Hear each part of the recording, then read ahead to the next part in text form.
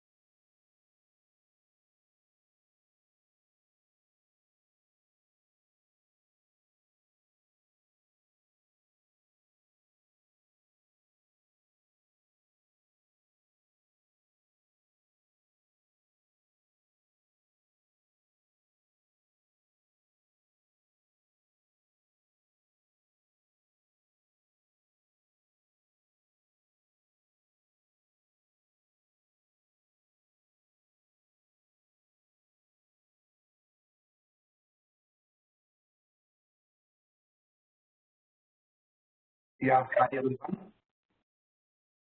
Yeah, you are audible. Yeah, am I audible?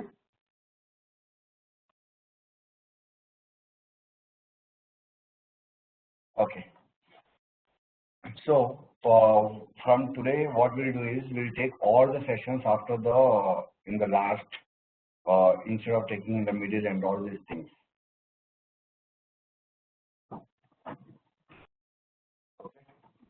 1 second, let me share my screen and all.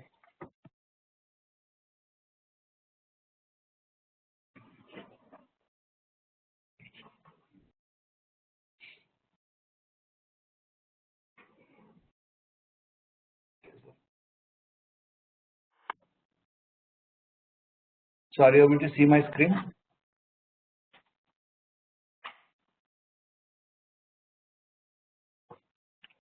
Okay. So so what we have done is last classes we have gone through the DevOps and then installations of the basic Git, Jenkins, and Maven. Okay. Okay, now what we'll do is, and finally we build the one sample project which we are taking from the GitHub, and then just build it everything. So now we will go with the different pipelines we have on the Jenkins side. Whenever we save Jenkins, the first point, not Jenkins, anything on the DevOps, the reason for the DevOps is we want to automate our builds, right?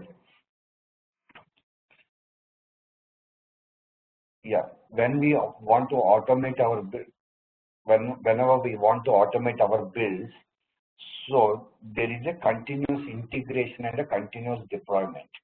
There are two important points. One is continuous integration. What you mean by continuous integration?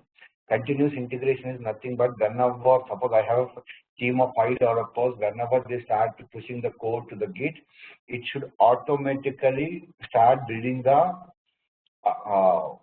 code, the newly committed code. Okay, so here continuous integration will have 3 steps: when, in the build, on test, and merge. Okay, and whenever we call that continuous delivery, so automatically release this to the repository. And there is another one where we have continuous deployment, automatically deploy to the production. So now whenever we see these two things, suppose morning I came to office and I just pushed my code, the new code at around 11 o'clock. It has to give me a complete clear picture of after pushing to the Git, not to your local. Okay, so it has to start building it, and it has to give you the build, or whether it is fail, pass, or anything based on the new code which has been added.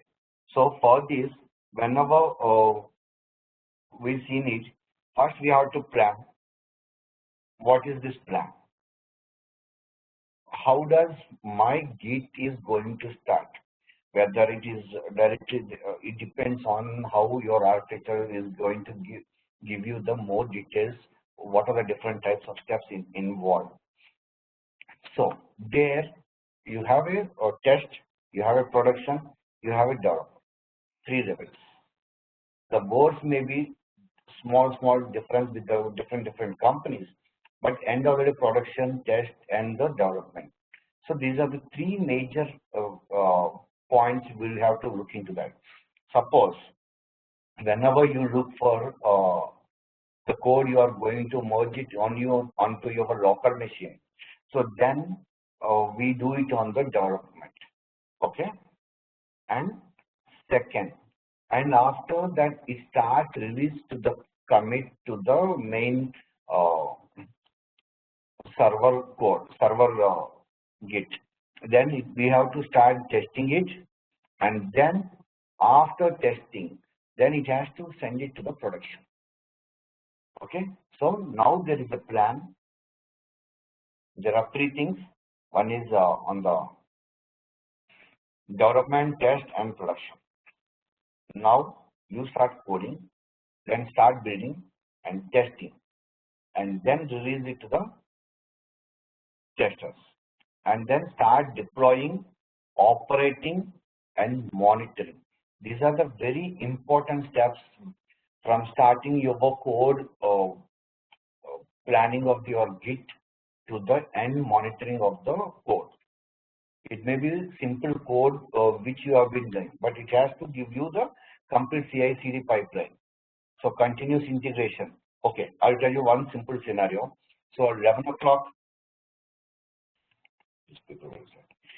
at 11 o'clock, one guy has started pushing the code. 11:20, I have one more guy has started pushing the code to the server. Then automatically these two will be very important for releasing it to the production level. So can we release it directly to the production? Yes or no? It is no by default.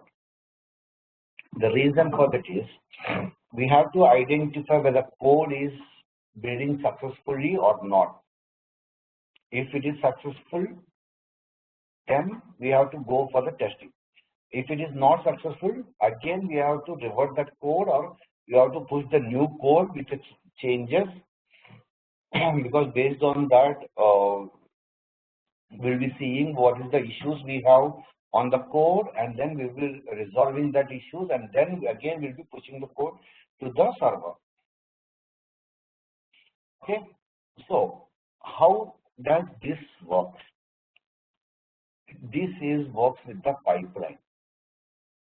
You are setting the step-by-step procedure from where this build, the planning is there, right? The plan, not seeing something, anything. Are you able to see anything?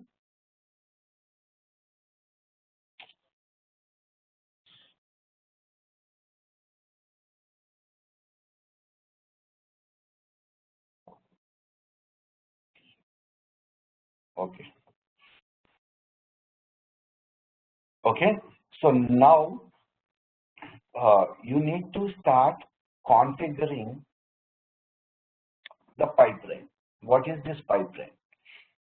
So there is a step-by-step procedure where you will be configuring the developer's code, whom it has to build it and test it, release it, and deploy to the newest versions of software versions. And this pipeline executes the job in a very defined manner, starting from the coding and then structuring every level inside several different blocks like plan, code, build, test, and all these things.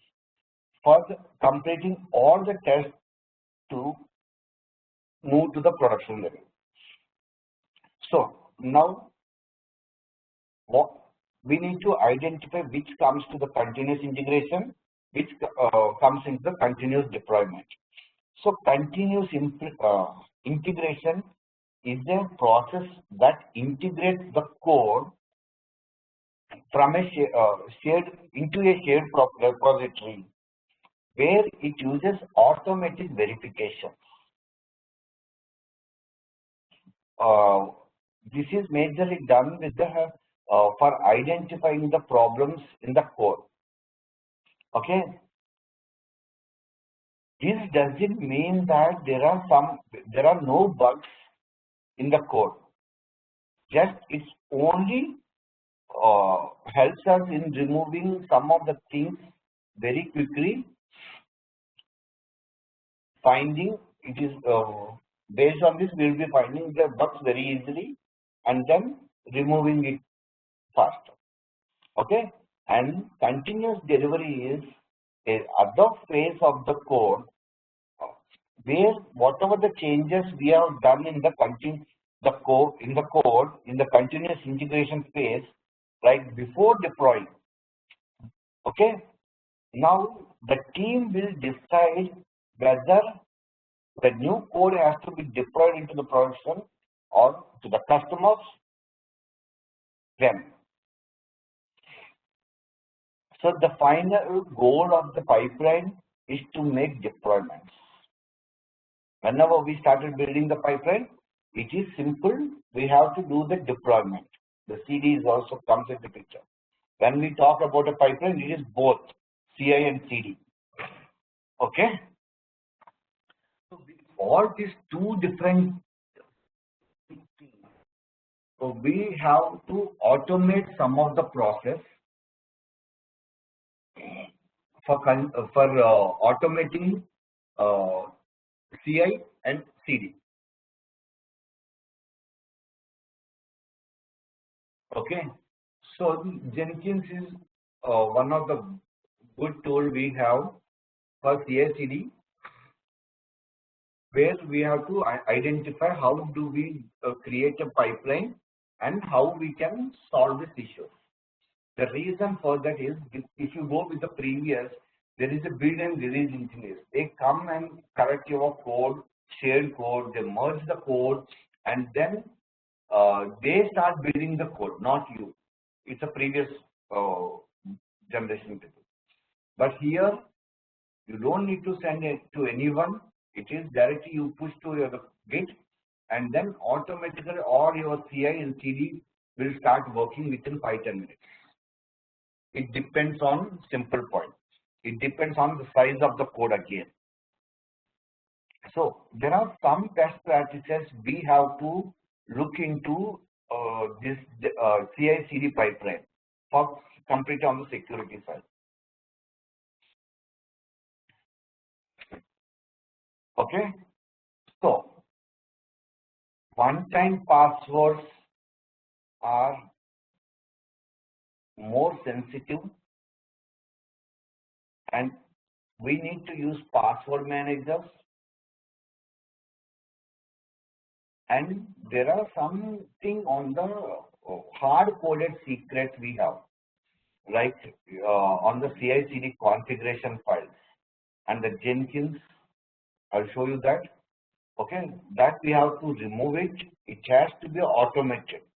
You cannot make that, okay, you build this way, you build that way. That is not the right way. The only thing is you cannot hard code. See, I'm talking about the best practices for the CI/CD pipeline. Okay, we have to use the authentication for machine identity also. What is this machine identity? See, there are some cases, some of the softwares, there are node locks. These node locks are highly secure when you compare people will install and without the authentication. If you remember that SSH keys we done, that is one type of authentication we do on the CI/CD pipelines after the next levels. Okay.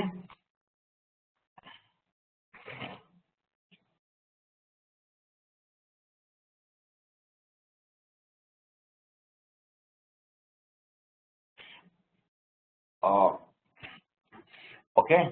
So this is what I told, the pipelines with some set of plugins. And one more thing I forgot to add it here. So even though we've seen in the last step, see, there is a number of different languages. If you see, right, there are NPM based of things, .NET, Java will use Maven and Gradle, and Android will use Gradle. So there are a number of things.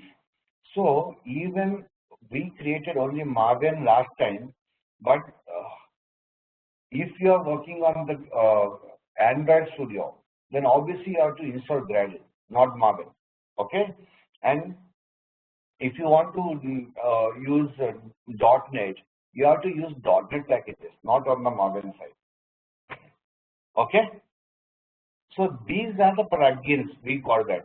So that plugin is very important for installing, like whatever we have done in the installation of the Maven.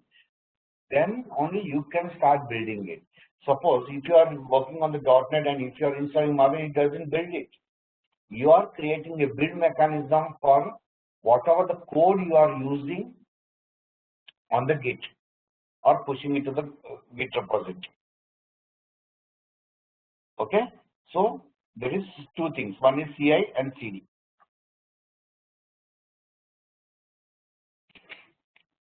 So what is the freestyle jobs? So generally this, why do we need a pipeline? Okay. See this, why do we need in the sense, see, end of the day, it has to deploy to the production environment. No one will come and sit and do adding all the 50 members code into one single thing and then they can do. So whenever you start pushing your code in a phase-by-phase manner, suppose why I am talking about the phase-by-phase manner is simple. So today, we committed around 10 times. Then and there itself, we will be able to identify the issues whenever we started committing the code to the um, Git repository, right? So there itself it will be having some points where you can fix it up on the same day. So that was the reason we created CI and CD. So whether what is CD? Do we need a CI and CD? Do we need with the UI builds or do we need with the scripting? There are both ways you can do. Only thing is you have to identify which is convenient for you. Okay, 90% people may have a scripting, may not have a scripting knowledge, so they go with UI side. But if you have a good knowledge on your scripting things, obviously you go with the scripting. It's up to you. So, this is what I thought. It is completely extensible.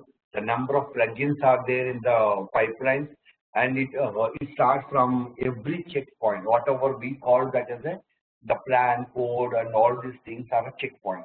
Every phase we have, right?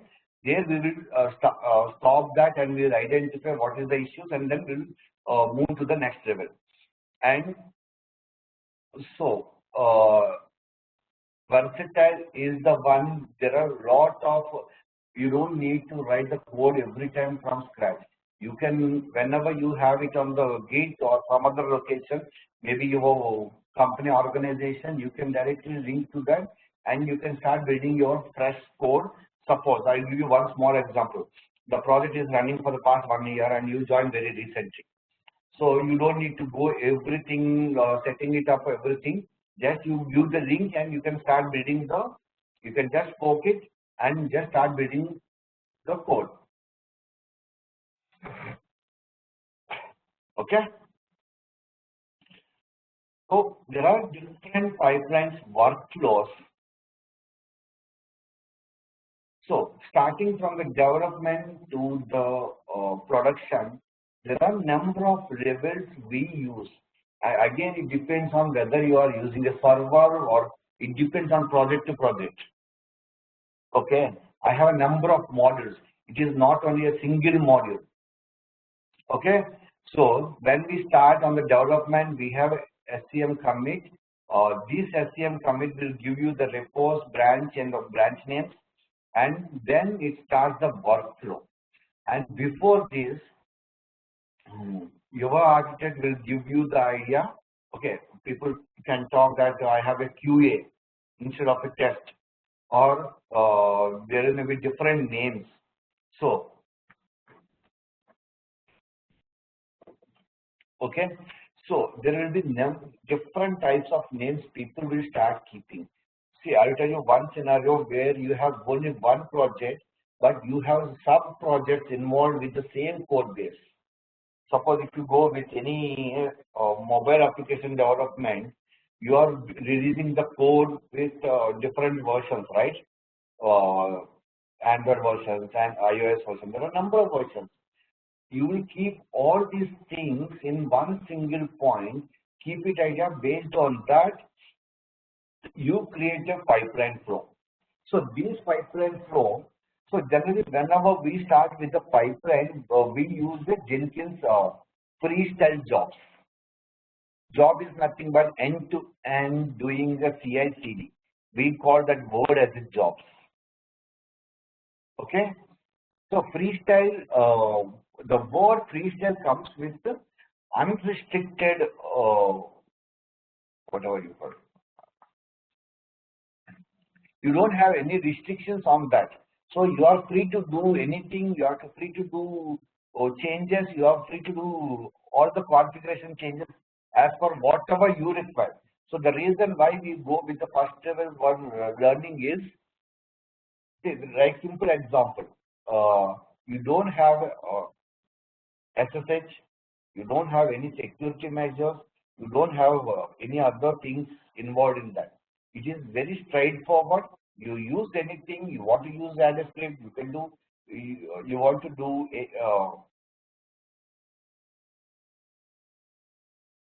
the sequential task, you want to stop somewhere in the middle. So all these things can be done in the freestyle jobs. Okay. So now, whenever we start with the freestyle jobs, there is a lab session immediately now. So I will give you how the work flows. So here, if you can see this, the development and the production. In between, you are doing all these things. So there is an SCM checkout.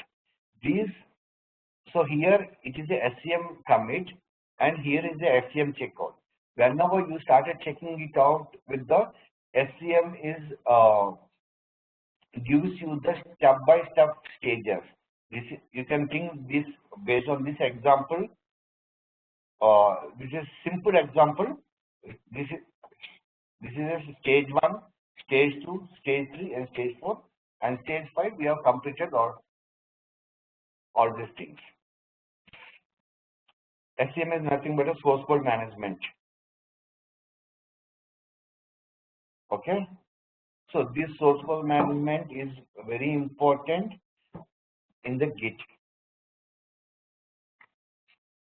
So now if you see here, so when my workflow starts, it will collect dependent repositories and start building it, whether it may be in the Docker, it may be in the different servers, that's up to you. Here it has mentioned is a Docker, but anywhere you can do this. And then it goes to the next level, build, launch, module 1, module 2, module 3, like that, n number of modules. And then it starts with the test and then to the deploy. And once the deployment has been done, it will automatically generate in each and every stage the build report.html. Okay, so there are some important, and one thing before going to that. So in the testing, there are a number of different types of testings: integration testing, smoke testing, performance testing. Everything is involved in this testing. It depends on project to project what type of project it is. Okay, so now let me give you some clear points or some keywords which are very important for your next steps. 1. Pipeline. It's a complete workflow from the development to the production. It gives you the test, build, and deployment. Okay, and stage. It is a logical boundary in the pipeline. Whatever we are seeing here, these are the stages. Okay, this is majorly useful for separation of different levels. Each stage contains one or more jobs. You can see from here. This may have one job or more than job. Like the same number of jobs will be important. Okay. And one more thing is agent and agent pools. Generally, this agent is in installable software that runs one job at a time. Instead of managing all the agents individually, we organize agents into the agent pools. So I have a agent pools. This, whenever you start clicking on this, whenever each and every stage we are creating agents. It will run your job and give you. Okay, and checks. Checks are also every stage we have to check that. We have to check send some of the validations which are required for deploying for the deployment. Before the deployment can be performed. Okay, and runs. What is a run? Run is single execution of a pipeline and which collects all the logs. Okay, so node is one more terminology we use, and node is a machine where it is a part of the Jenkins and is capable of executing a pipeline. So stage, step, single task. Okay. So how do we define a pipeline? How do we define a pipeline? So generally this is based on the domain specific language syntax. Okay. Generally all the definitions of the Jenkins pipeline will be written in the Jenkins file. Okay. So these Jenkins file will be based on two types of syntaxes. One is declarative and the descriptive. Okay. What is declarative? Declarative pipeline syntax will give a easy way to create a pipeline. Generally, this will have a predefined hierarchy for creating a Jenkins pipeline. Okay, and in the one more thing I want to add is it gives the complete control of the pipeline's execution in a simple, straightforward manner. And what is the scripted? So whenever we use scripted Jenkins pipeline, it runs on the Jenkins master. And this is a very light-weighted executable with a with a few resources for translating the pipeline into some of the commands which we have been using on the scripted one. Scripted is more useful. Okay, so when you want to run your jobs in a very I know that there are two ways. You can do it on the scripted and on the directory. Okay, why do we use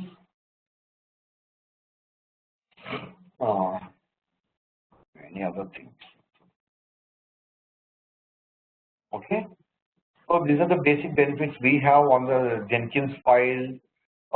It will automatically create the pipelines for building all the processes. Single source we have, and it will whenever we require for the audit trail. You know what is an audit trail? So whenever you want to go back and see when this build has been failed, what is the issues and all these things, this is called audit. So these trails we can.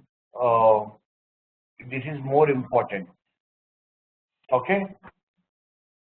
And one more point I want to add it in the Jenkins file is whenever we create a pipeline automatically for all the branches and execute pull request, we can do it with a single Jenkins file.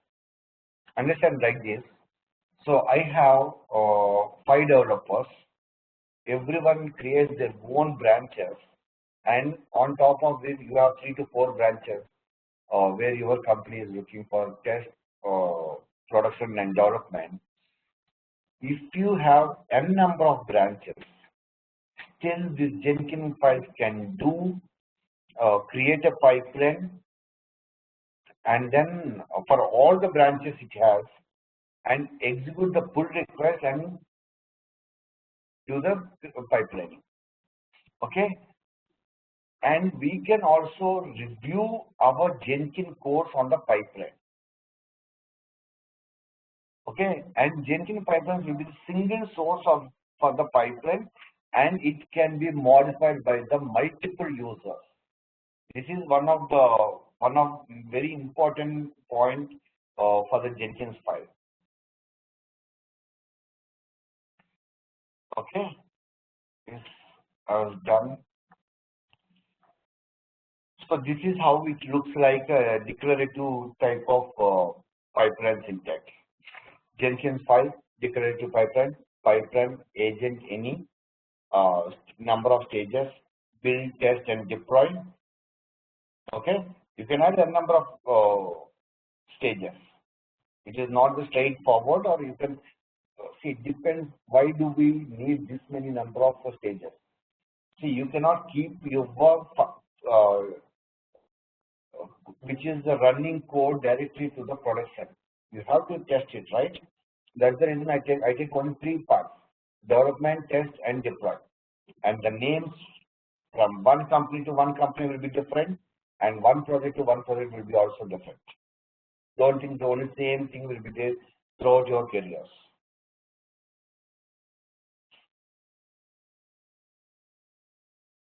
So, if you see here, these are the stages: stage build, stage test, and stage deploy.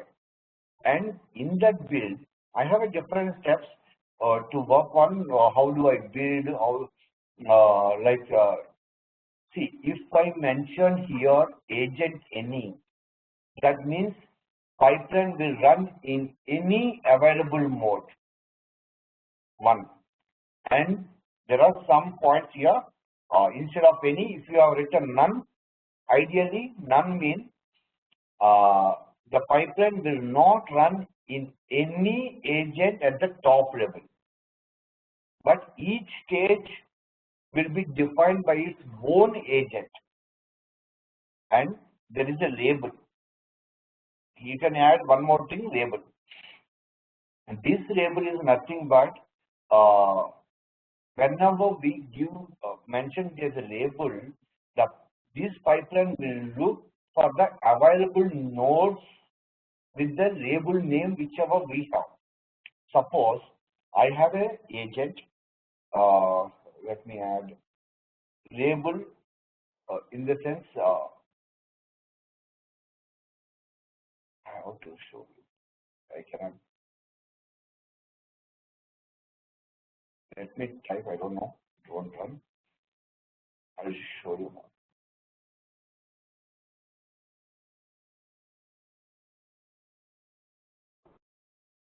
You're able to see, right? Agent, label,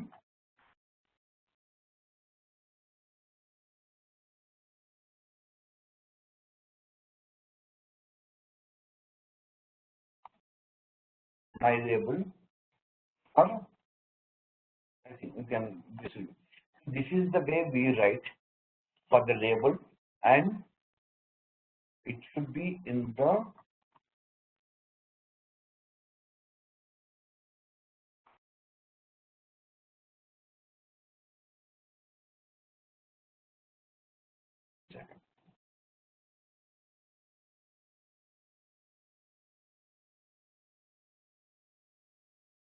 okay.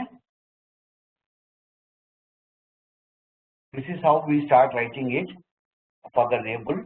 And one more thing is there is a node. Node is agent.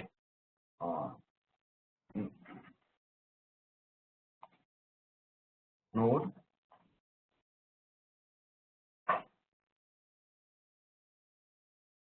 label my label. Okay. This is one more agent detail. Whenever we are mentioning this node in the agent is same as mentioning label, but only one single change within these two is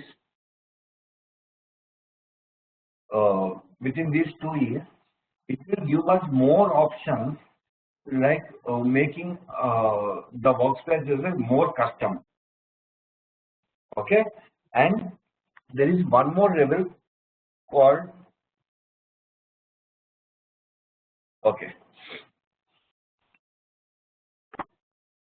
So there are 5 things. Let me write it here. Any, agent, agent, none. Agent, label. Agent, node. Agent, Docker.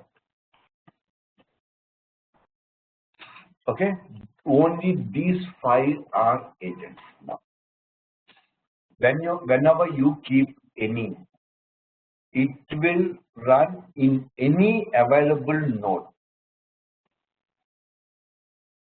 Okay, this is how you write. Even same, the words are same. Okay, agent none. So this means this pipeline will not run in any agent at the top level, but each stage, whatever we are seeing in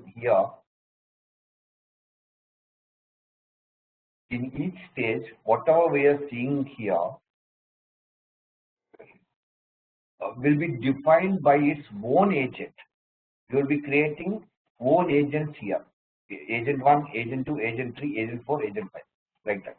It may be number of steps. I'm just giving you numbers for easy understanding. For agent 1, this will be running. Agent 2, this will be running. Agent 3, this, 4, 5, like that. Okay? Agent and label. Whenever we talk about the label, this label will look for the available nodes with this label name. Suppose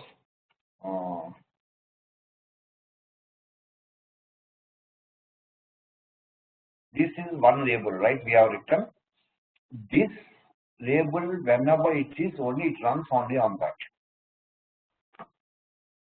Okay, and node, this node and label are almost same, but to give us more customized one, we use node.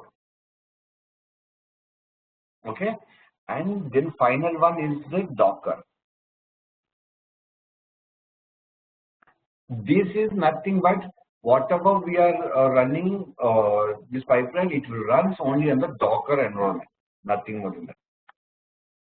Okay, the way you write on the Docker is agent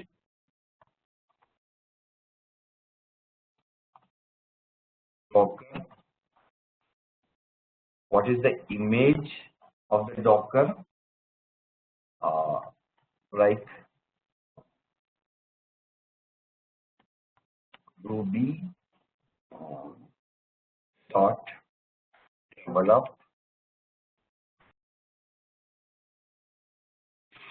and this is the label my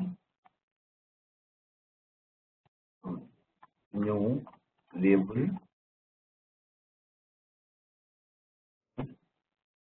and the port number. Port number should be 3000, port 3080. Okay, this is how we grow.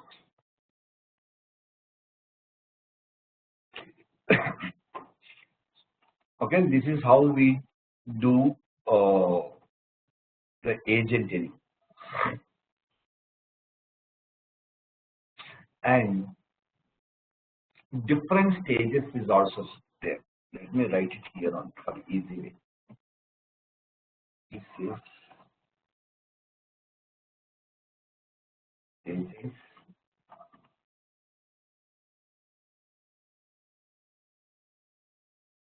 stages. So whenever we talk about the stages, so we have a one or more stages by default. Okay, these stages will contain steps. Let me show you. These are the steps, right? These steps are an agent section which it has to build a particular stage or based on the code we have been written. At every stage, we have a command that runs the process like build, deploy, test, or any other continuous delivery process. Okay, like I will give you a small example here.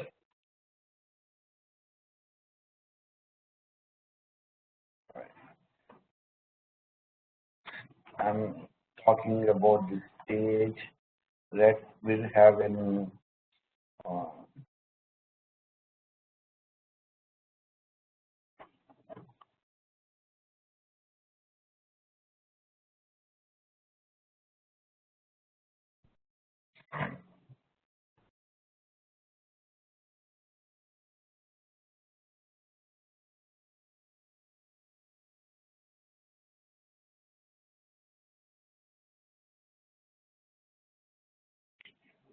Okay, we'll be writing stage.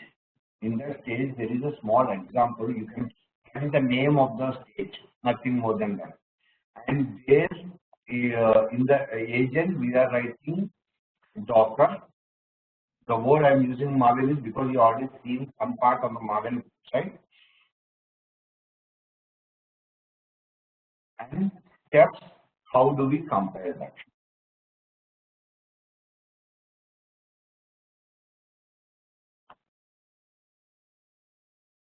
MBN compare. This is how we write the steps per stage.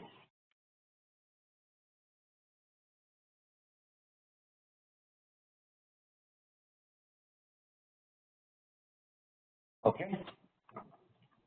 General way we write the steps for stages. Okay, and there are steps here. Whatever the steps are there, right?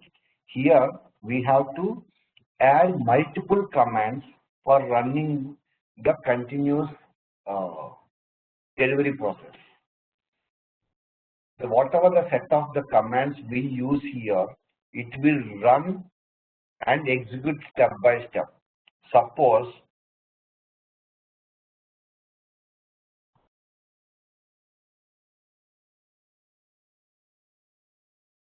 I am writing Java. So this is not a command. I'm giving a small example. What are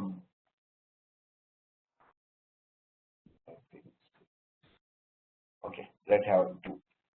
First, it will start compiling Maven and then only Java. By default, it should be reverse. Okay. So whatever the step-by-step procedure, the first one this will execute, then only this will execute. Without this, this cannot start running it. Okay. It may be anything.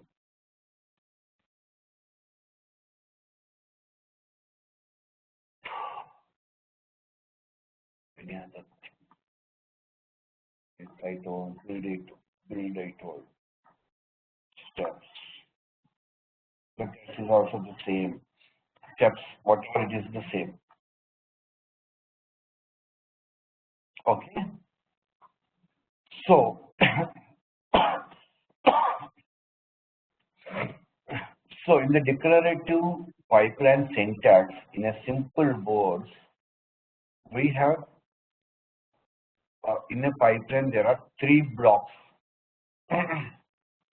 One sections, one directives, and one is on steps. So one more thing I want to add it here is, so without these three, there won't be a pipeline. So when do we need to use conditional derivative of a declarative pipeline? There are some ifs and buts, right, in general. So we use here ifs. When we'll have one or more condition statements, then we use if. When the conditions uh, can be placed before the agent, whatever you've seen before, that's the same thing. Before the input directive, before agent directive is set to be true. Okay, when the condition will execute before the agent declaration, the before input is set.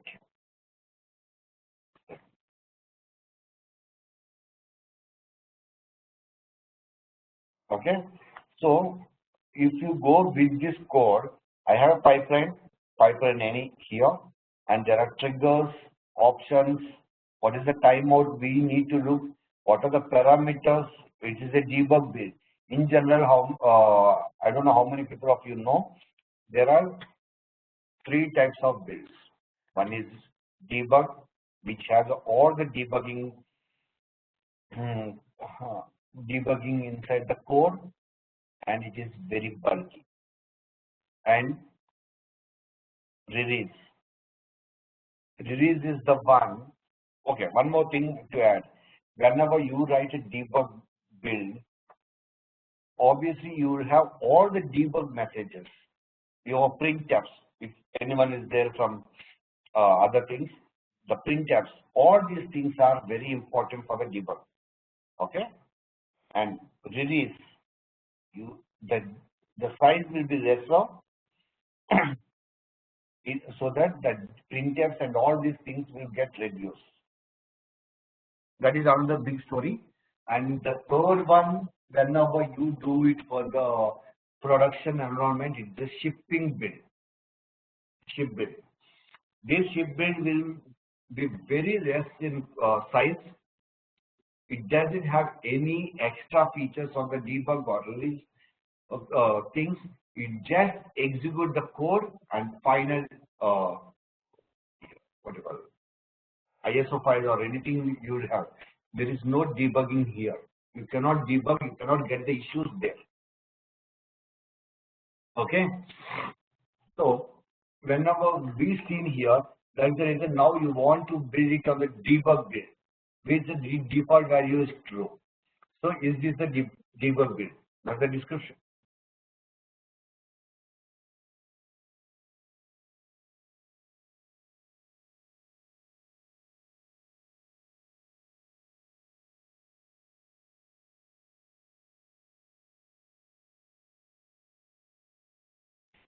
So agent any is the same for anything. There is nothing which start changing. For any phrase, whenever you type it any with the agent, it's the same thing. It will run only on the available node. That's it.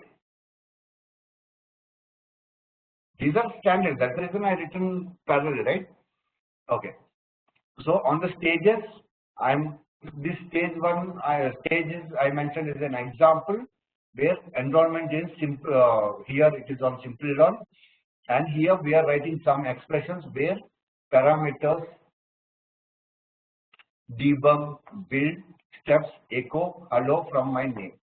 Script, default browsers of Chrome or Firefox. So I am returning the basic keywords we'll be using here is very straightforward. All the stages, steps, and one more thing I forgot about the post here. Okay, this post will have one or more instruction steps which runs at the end of the build pipeline. This will give you condition whether it is send the notification after the build pipeline has been completed or not. Just very simple. See, you can write whatever the echo you want, but after the pipeline has been completed, every stage it sends a notification. I'm done with my present stage. So it is successful build or failed or whatever you want, you can do that.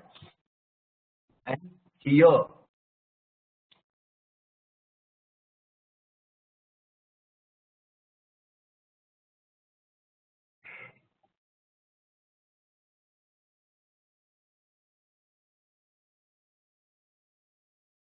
you have Dockers, right?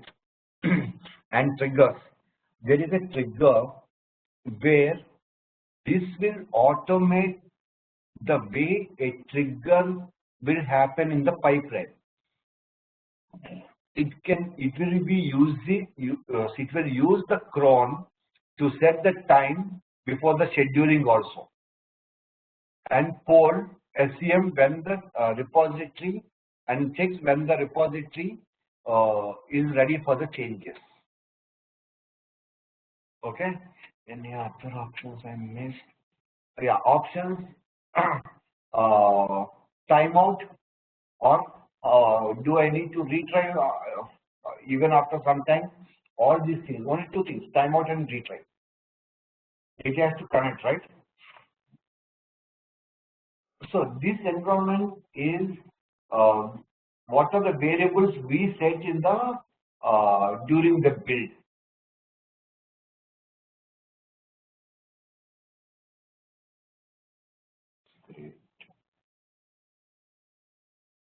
The other things I missed. This when is also there, where whenever it is in the different stages, it should execute depending based on the given conditions. That's it. Okay. And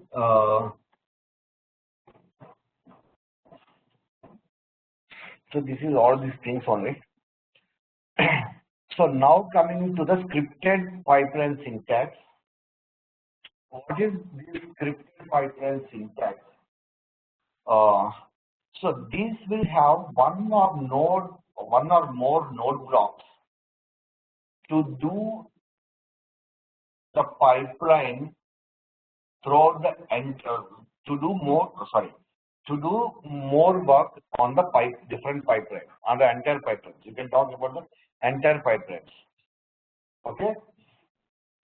So whenever we use this node, this is capable of completely executing the complete pipeline end-to-end stages. Okay. So generally we'll have by default should have more than one or more blocks.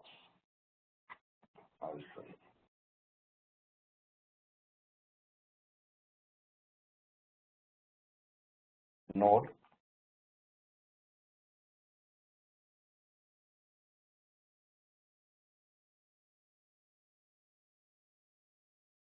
stage build. This is how you write the different node. So now this is only one node. You can add the same thing with a different name.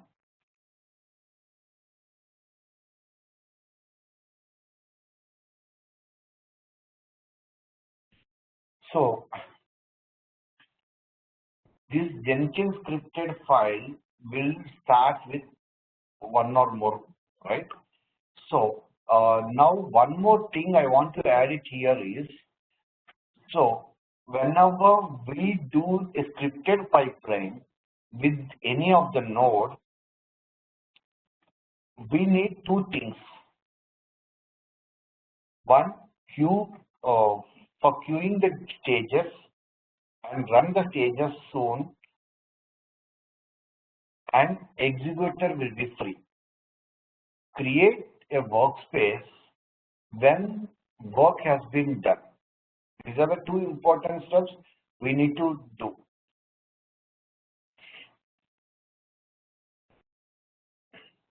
So you can write this way also. So Jenkins file scripted pipeline node 1, node 2. In that different stages build, test, and deploy.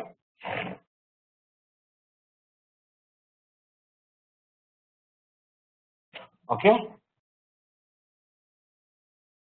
So now how do we start configuring a Jenkins pipeline which will have included some set of functions? Configure the pipeline from plugin in Jenkins and create a pipeline and test run the pipeline. Okay.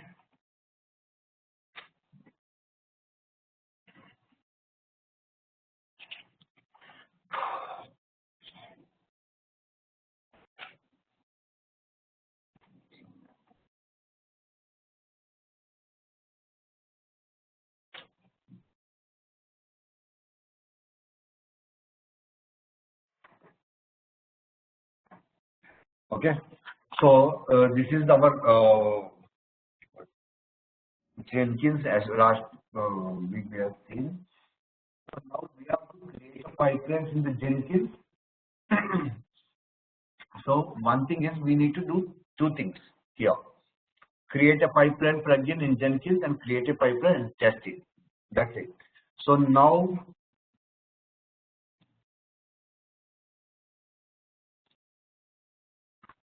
okay. So we have the manage Jenkins, which we have seen last time, and manage plugins.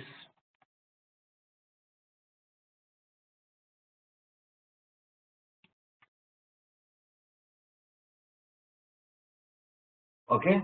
Here, last time you have seen update, available, installed, and advanced. So on the available, if it is first time, if you started already installed, you don't need to go with this. Otherwise, you have to start installing and you have to configure it. Okay. Let me select.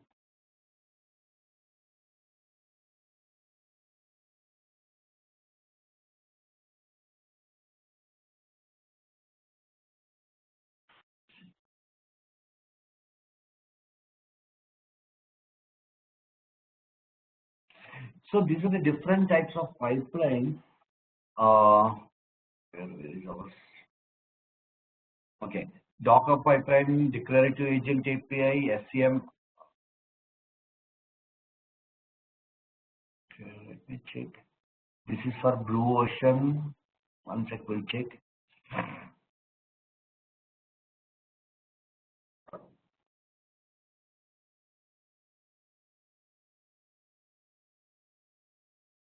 It is slow.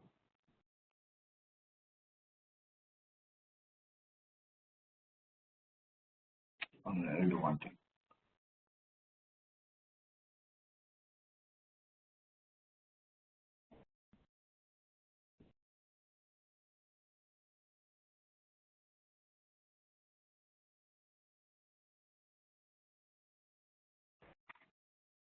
We'll check it in the install.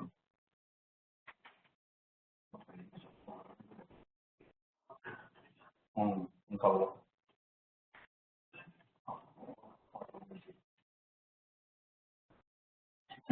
Correct.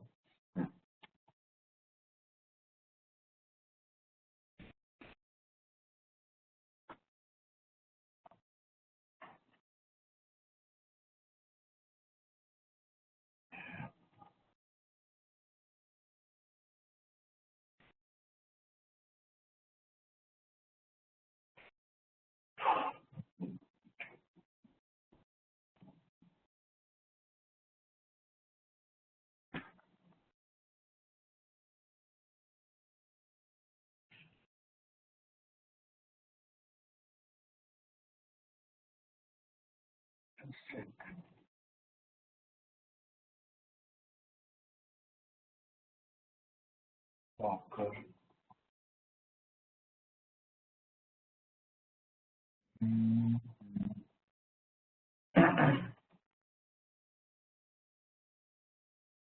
So you have all the it is not only SonarQube is there, copy artifacts is there, rebuilder is there. Everything only we are looking for the build one. Just to,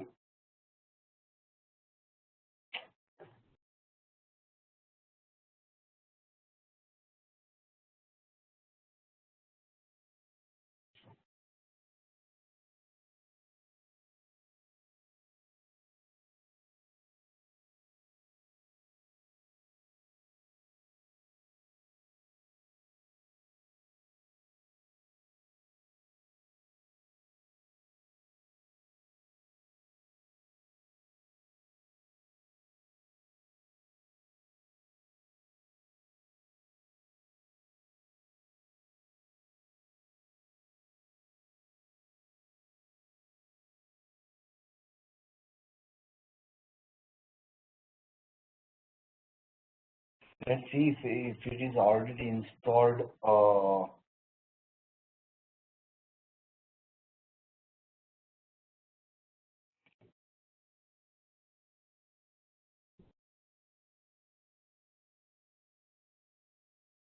We'll see whether we can.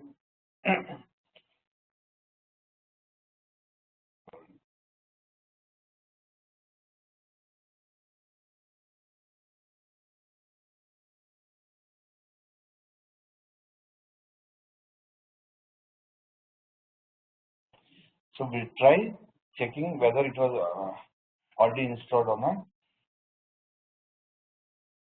Okay. So these build triggers we are not using any from where anywhere.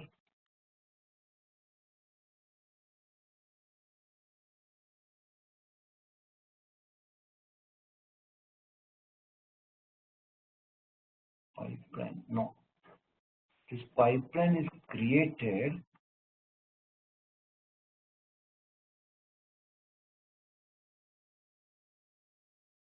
Here it is.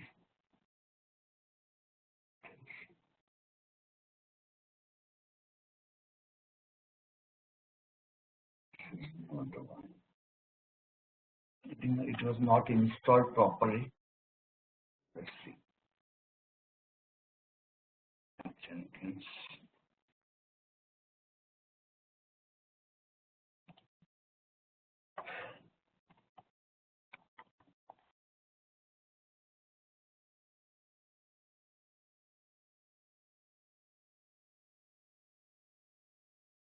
So here it is.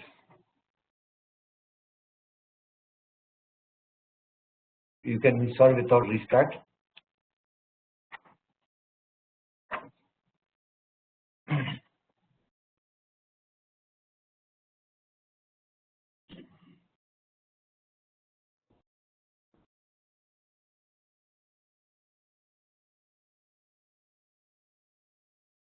So now, yeah, it is done.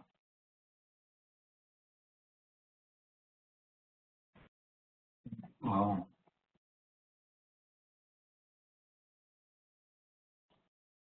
yeah, now it is installed now.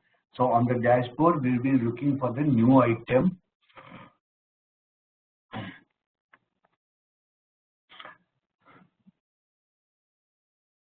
This new item,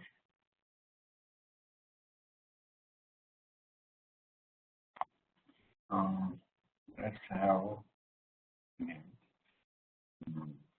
new pipeline. Okay, and we are using this pipeline now. So this is my own pipeline because I am creating this. And here you can able to see general build triggers, advanced project options and pipelines. In the pipelines, we are writing our own script.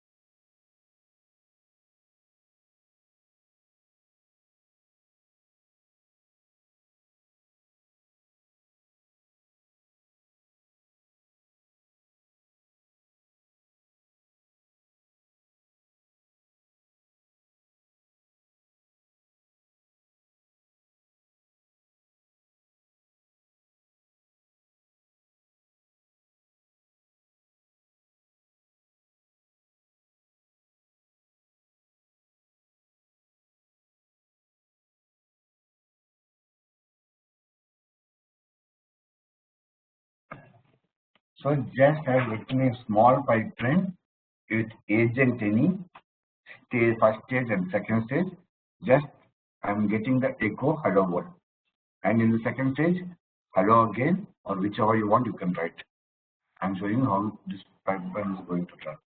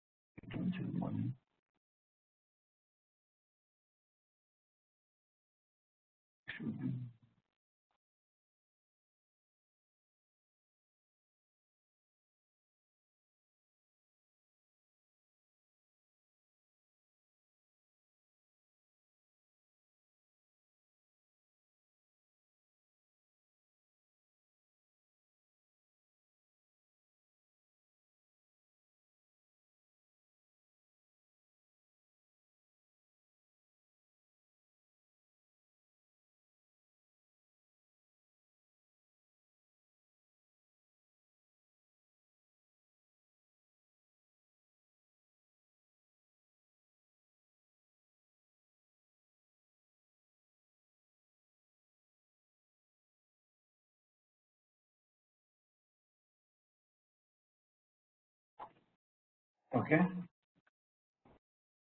So once you written this, you need to save it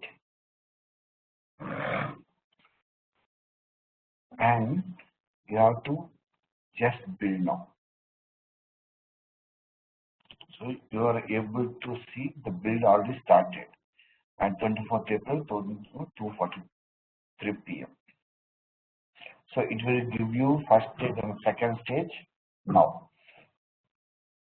So first stage it has been run in the 853 milliseconds and second stage in the 765 milliseconds. Okay. So now, so this has been done. You can see the logs of everything. So now you want to see the build logs in each and every stage.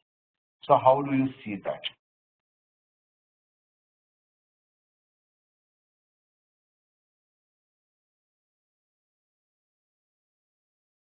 So here you this is the start of the pipeline, which has been done in 8.4 seconds in block, and allocated node 3.36 console output, allocated node again, stage 1 start 1.1 second in block, first stage printing that message, stage 2, sorry, it will start stage second stage print message and print message, because we are having two messages printing here. Remember, or you want me to show again?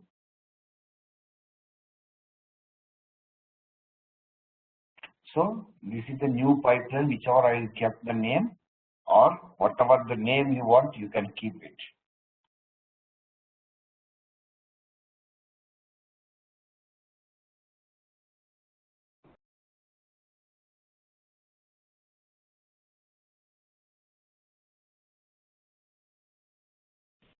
Okay. So now we will start adding the continuous integration in the pipelines. Now the pipeline has been created. Now I need to add continuous CI in this pipeline. So how do we do that? So let me this.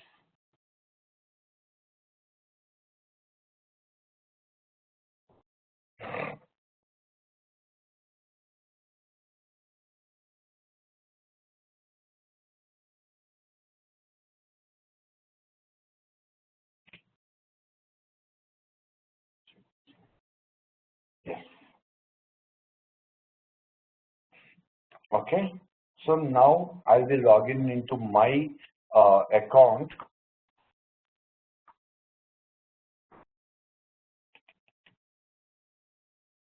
So I'm creating a new repository now. So here, if you can see this, everyone has your own GitHub accounts. You can start creating your new repository, or you want to clone it, you can do that.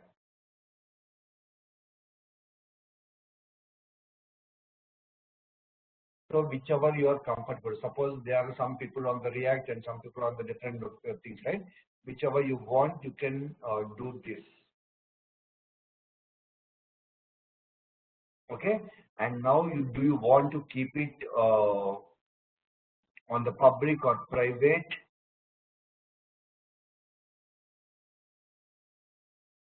Okay. I'll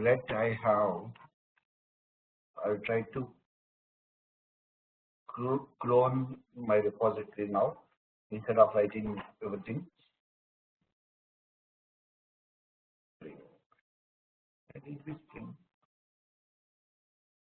Okay. So then the repository name, or you write your descriptions, whatever you want.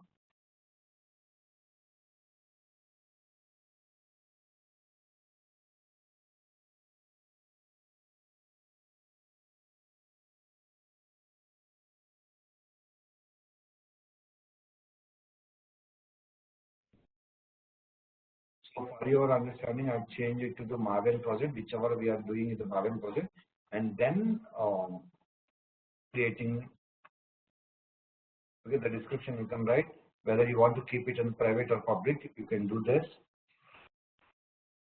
You can add the README, and then what type of licenses, all these things, you know, right? You can create a repository.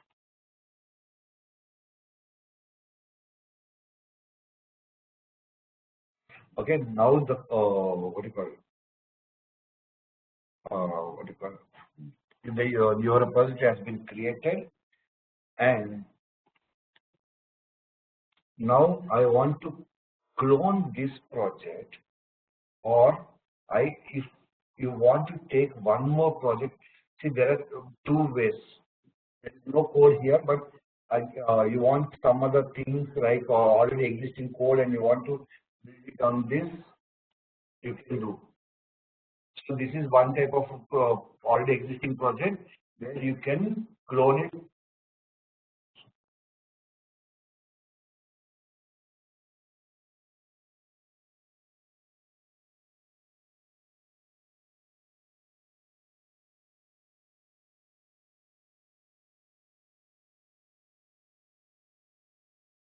So this is one Maven project and a Gradle project where it is used with Java, Kotlin, and Groovy. So whatever you do is you can use Maven project of this type, and this is a Spring Boot project. Whether you want to take which versions you want in the previous versions or anything, you can do that. And so this, I want to add this as a group. Of what type of project group it is.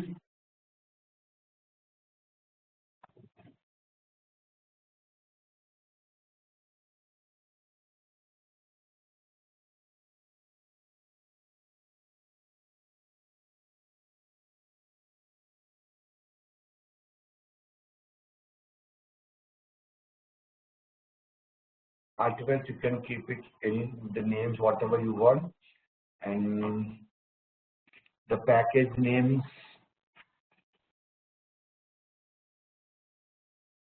there is jar and var, which are the version you want, you can go with the previous or also. And the packaging is also important. When you are working with the jar files and var files, there are two different types of packaging formats. We can do that. And in the dependencies, obviously to build this application you need some dependencies. That dependencies we added at the Spring Web and generate now.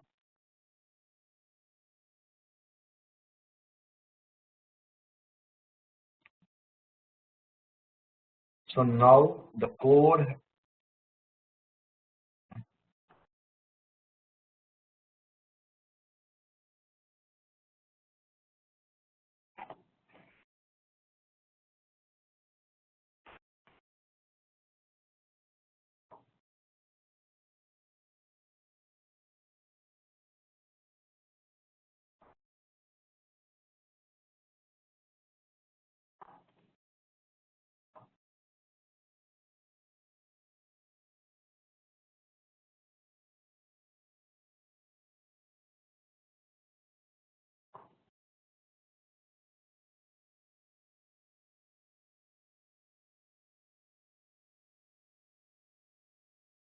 So this calculator. So you go to that, open the terminal in that window, and then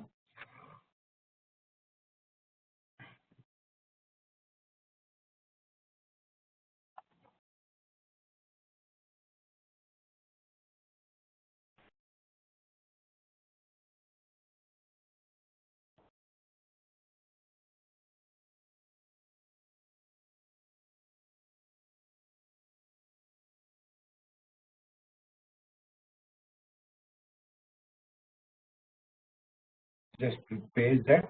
It will start cloning that. Okay, and now whatever we have downloaded uh, will be unzipping that.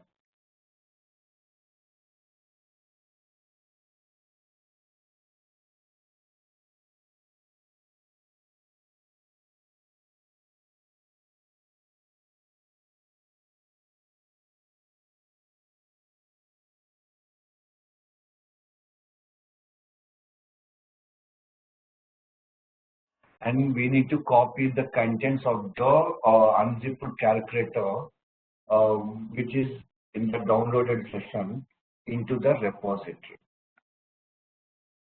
Just one content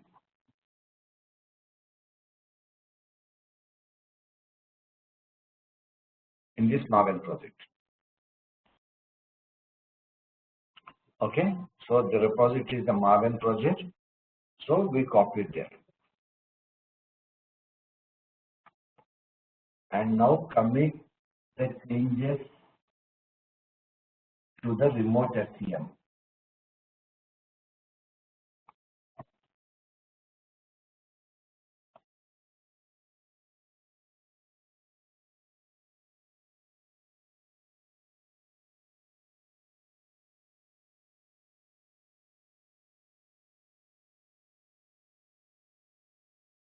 So first I was adding the git add and then committing.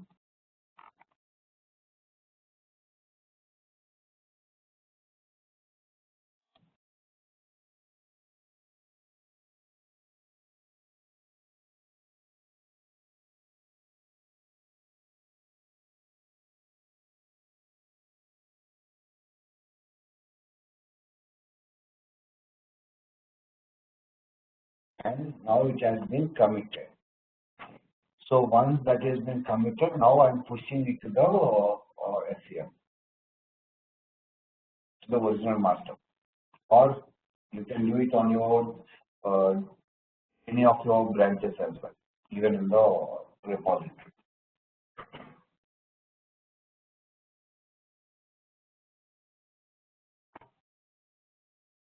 We need to push some reference to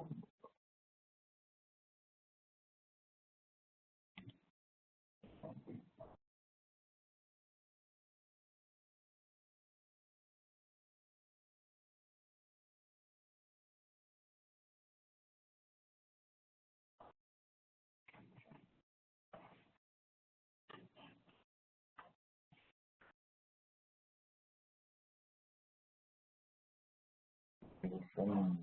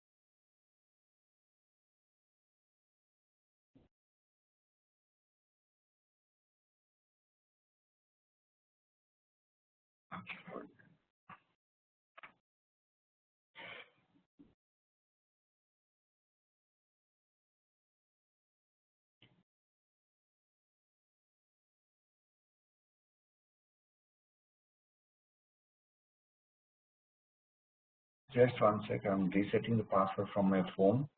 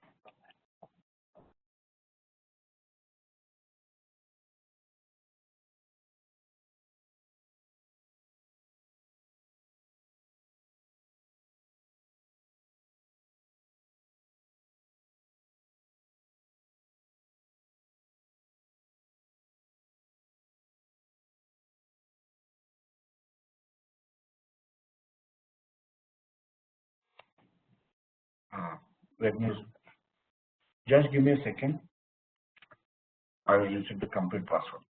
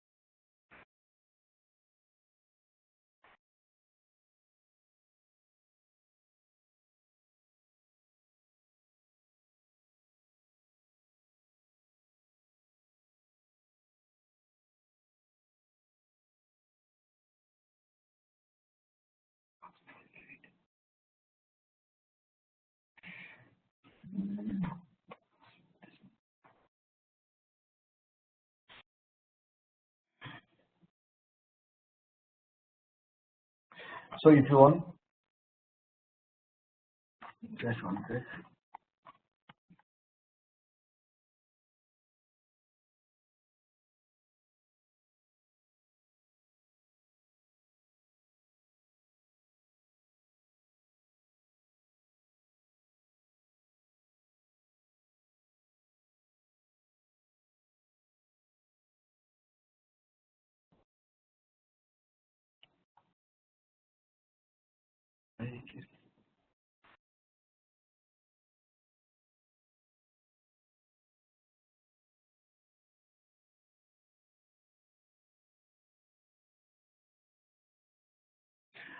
If you want, you can go for a break and come back. I will reset the password. The same thing I was typing just now.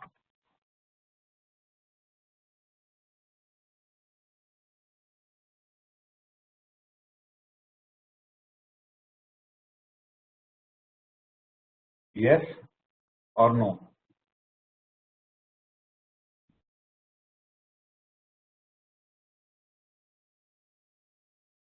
Okay.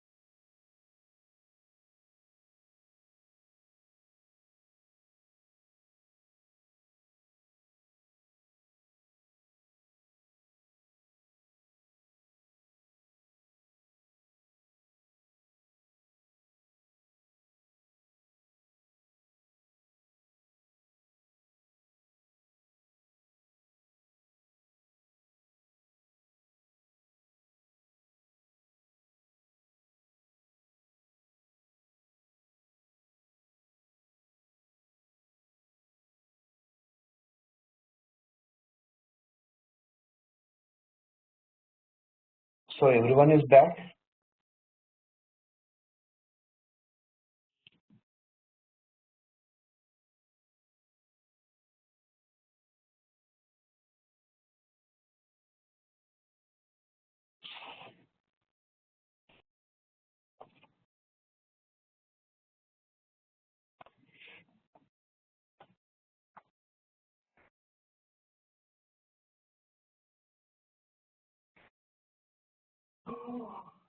I added this.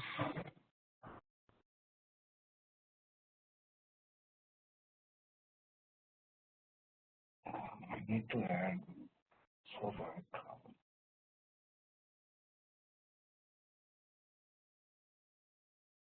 1 second.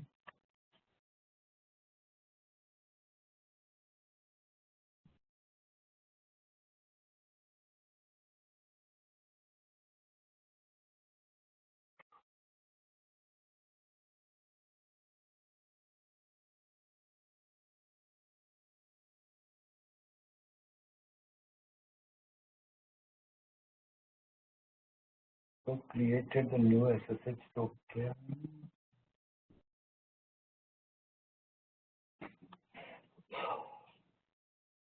I forgot.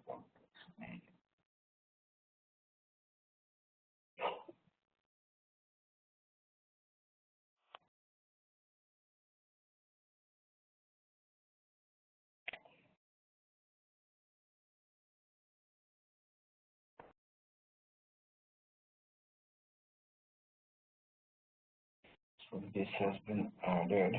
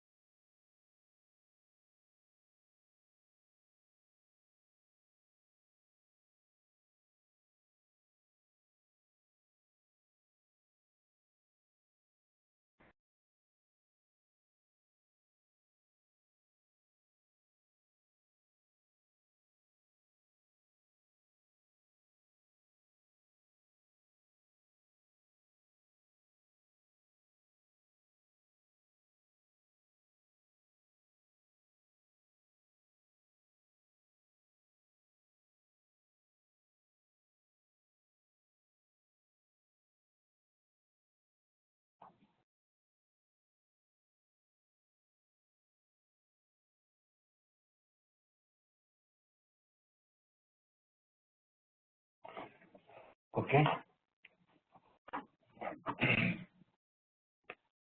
So now we have been pushing the code to the Git repository, and then we are going with the dashboard. So once the dashboard has been there, so on the new item,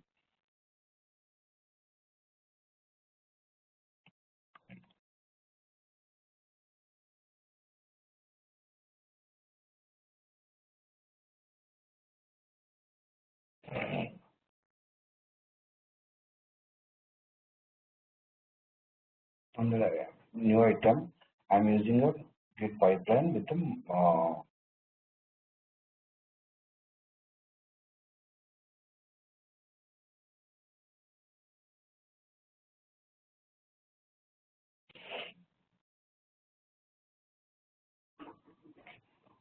so now we'll be adding some more pipelines now. With agent,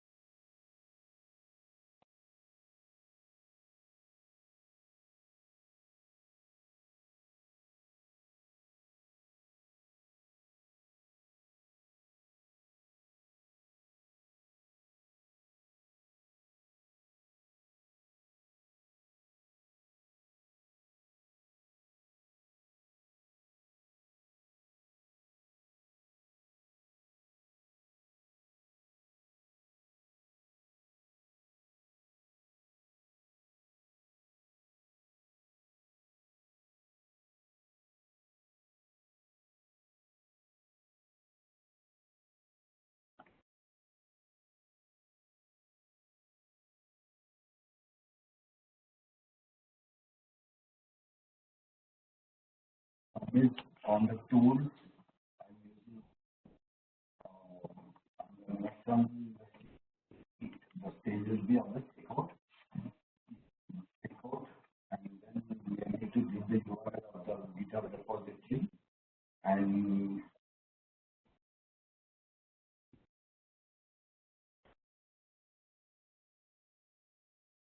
unit test.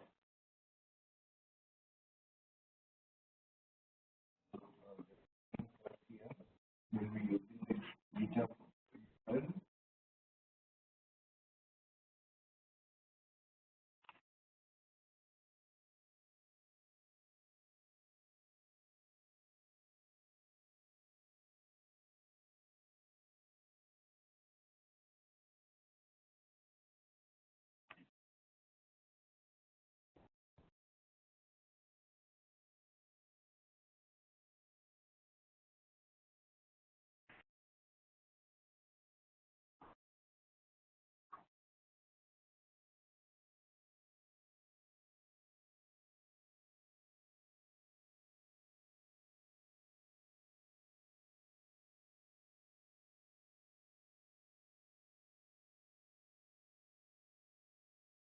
Then compare is nothing but the Marvin compare.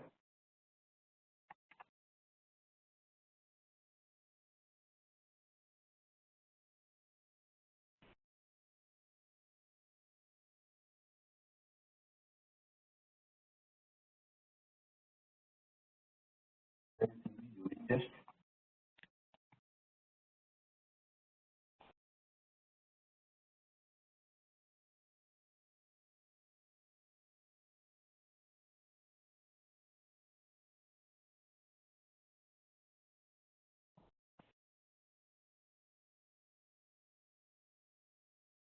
Okay.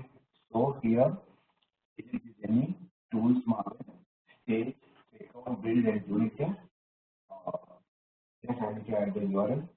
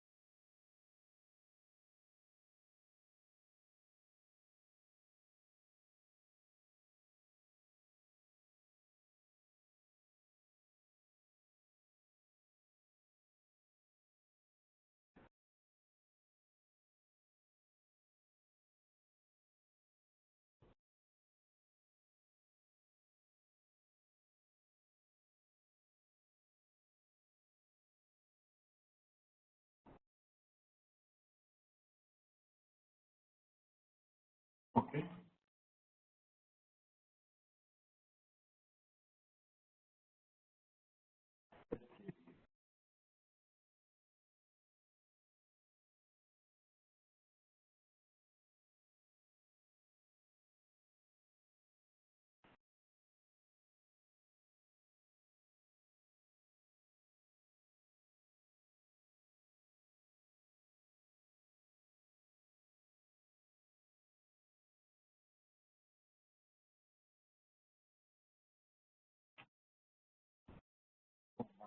Start saving it.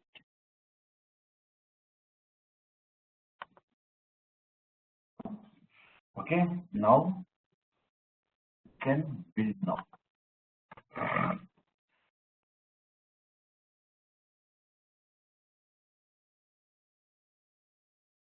So it will give you the console output like this. Let it be fail, let it be pass, doesn't matter. You can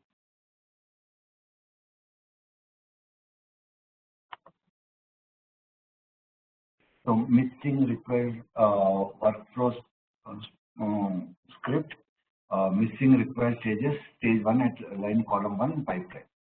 Okay, so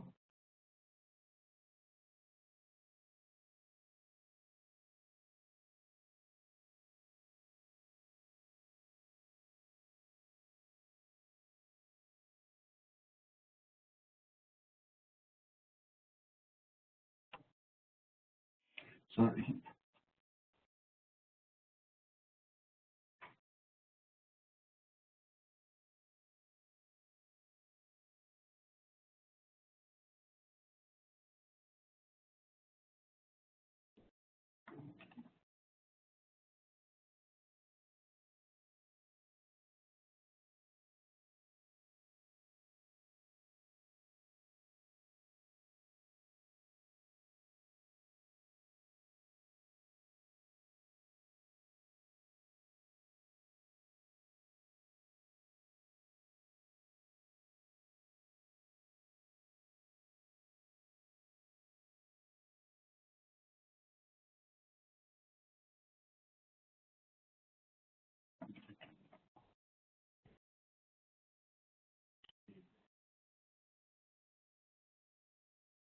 that is the stages and this is the stage.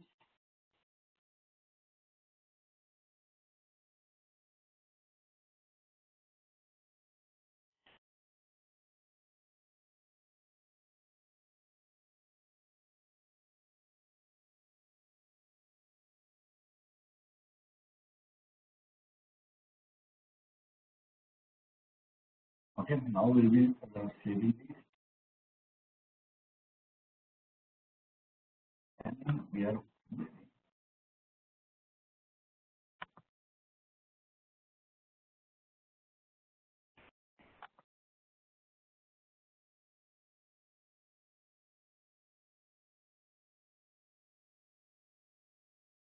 so here you can even though it is build is failed, you can see all the changes what we have done in the code, and this is the console output, and this is edit build information. If you want to build delete the build two, you can delete the build two, and what are the stage and pipelines are there. You can see here.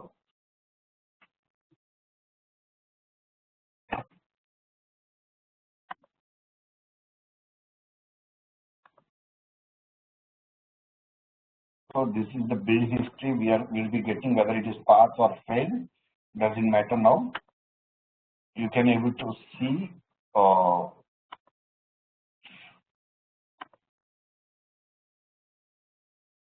the build status of here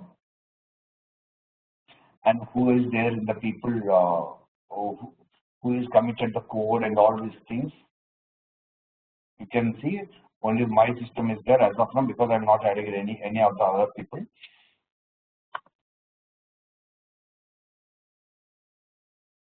So my pipeline is already failing and it has run for 1 minute 23 seconds. So this is the previous pipelines.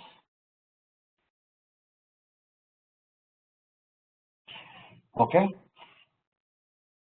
So you can fix this issue. Just nothing, a small comma somewhere it is there in the script. You can do that.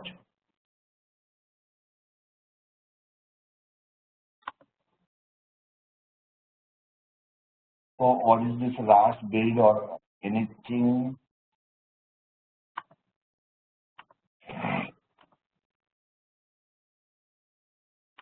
Let us try for 1 second and we'll move to the next steps.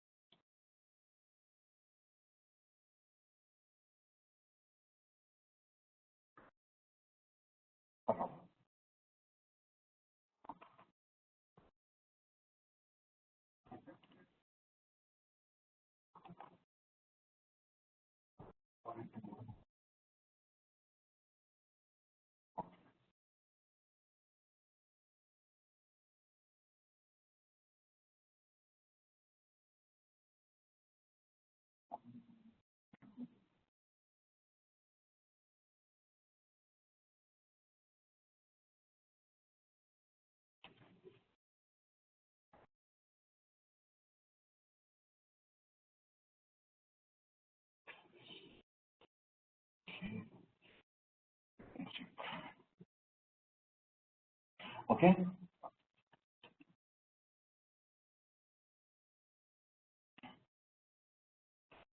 So it's still it is failing. Just maybe you can check any if the URL is changed or something. You can look into that.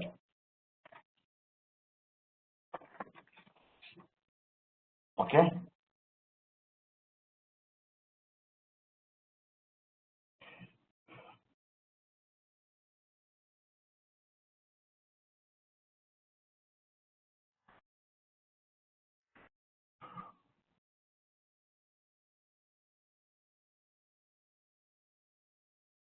So the same thing we need to integrate the continue building the integration.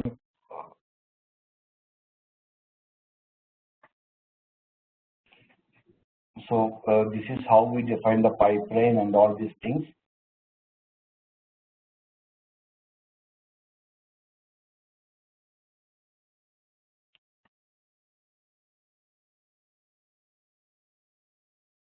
Okay. So you can create one more project for now.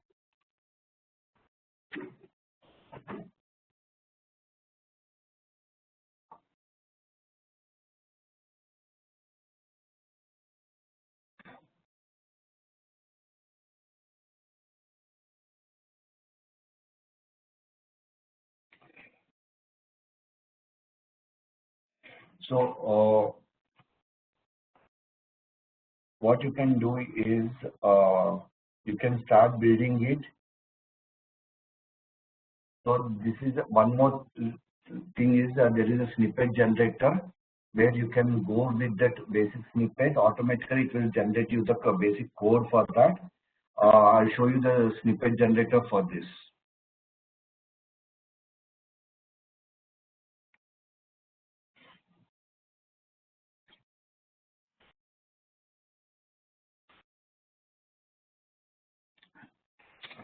Okay.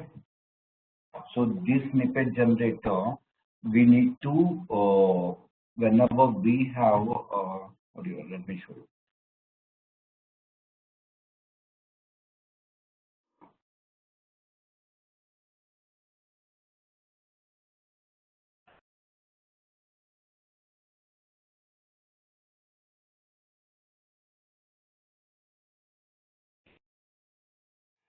So this is already running one, right? I'm taking this instead of going with the build failure one.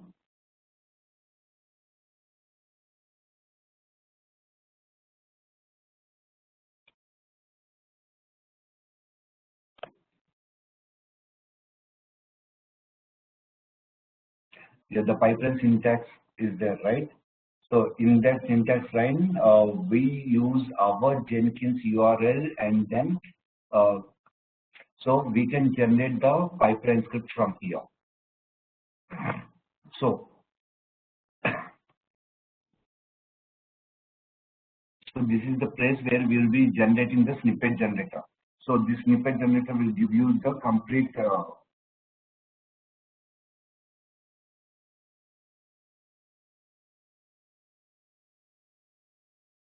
step by step wherever we are using. So what are the files are there to achieve all these things? Just I'm generating a sample pipeline script.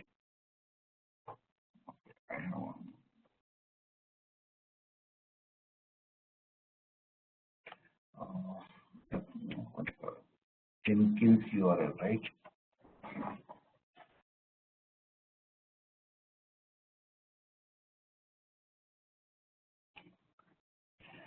Okay. This cannot be done because I created that pipeline, right? Based on that only it will give you this pipeline script because that is failing.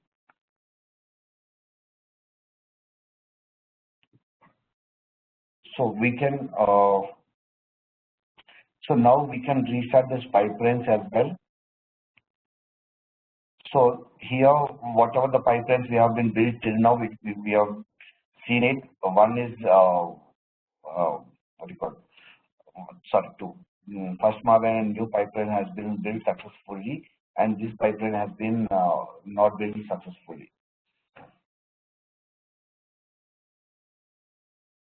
So one,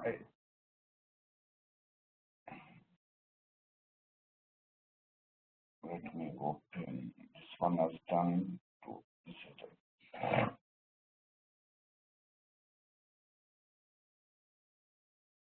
So there is a console output here. If you can see,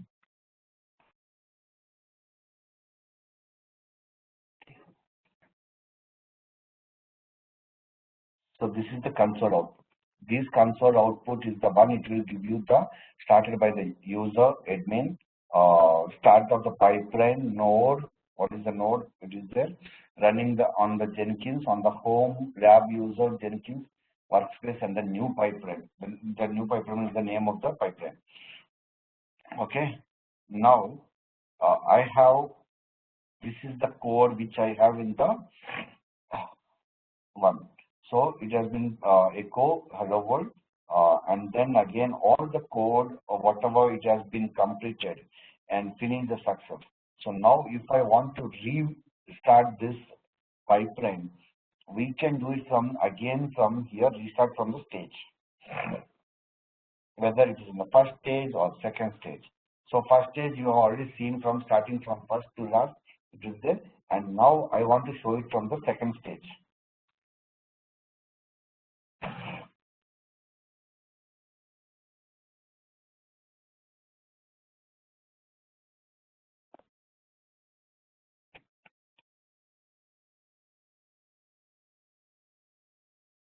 Okay, the last build has been finished. So it is successful. Let me go with the console output.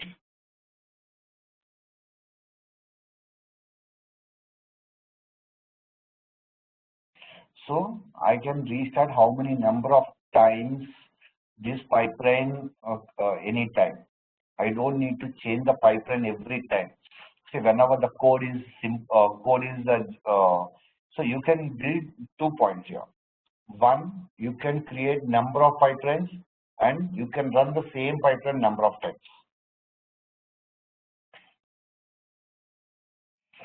Okay. So you want me to build again? I'll show you one. I want to build it from the stage 1, restart 2. It is giving you number of builds has been 2 times. The same pipeline with 2. If you start auto incrementing this pipeline continuously, the numbers will start increasing. So you can start running it.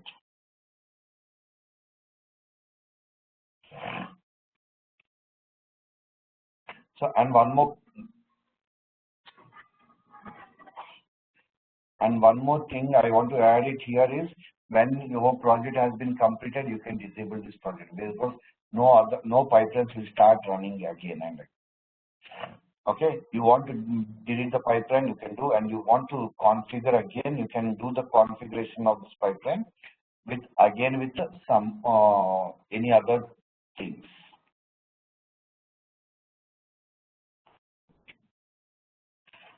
Okay.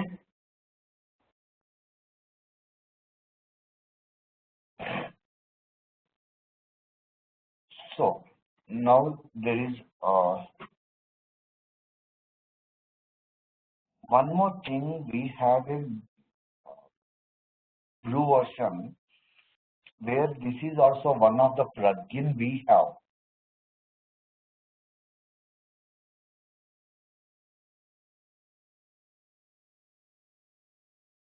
Can you explain Maven project to run Jenkins? I already done, right? That is what we are doing.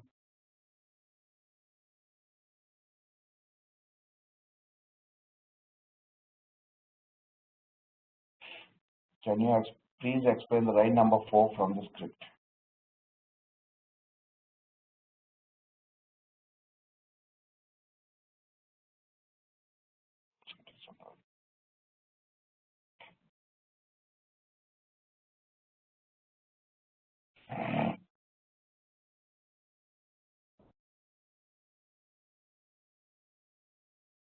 Sure.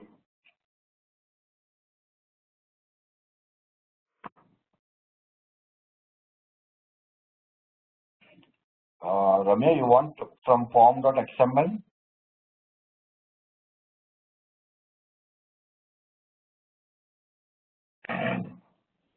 Sure, I'll show you the step by step and the script where we are using the same scripts. So generally here you can understand one thing, the number of triggers when you want this notification, whether the build after the project has been build periodically, hook the GitHub, trigger builds remotely when it's from the scripts.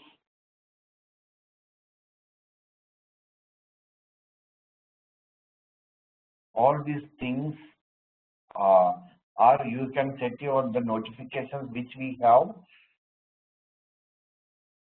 Okay, so the build triggers and this pipeline. You want to add anything, you can trigger the builds when remotely from the scripts. Suppose if you are doing it from the scripts from some other location, obviously you can trigger this Jenkins build. Okay. So which projects we need to start watching? So if I'm having sitting that you are a developer and your manager is handling around 3 to 4 projects, then he has to identify which project he has to watch completely, right? So that cases, this for every project he needs the data, so you can trigger if the only the trigger only the build is stable, and trigger if the build is unstable, trigger every time whenever the build is failed. So based on that, you can give your options that they need a message. Obviously, you want to keep everything, you can do that. Okay. So when I can do periodically. So there are some, most of the companies do this one. I today from morning 9 to 6 is your office hours, and I want to build the CI/CD every day around 12 o'clock. So automatically before 1 second before whatever the code is being pushed to the Git, it will be automatically triggered on the scheduled time.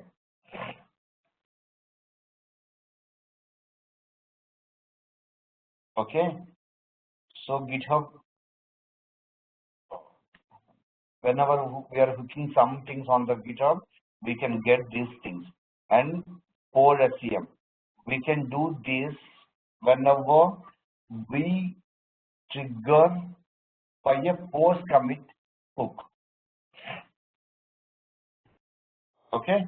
Whenever I disable this, I need the data, this project has been disabled. Okay, so now we'll go with the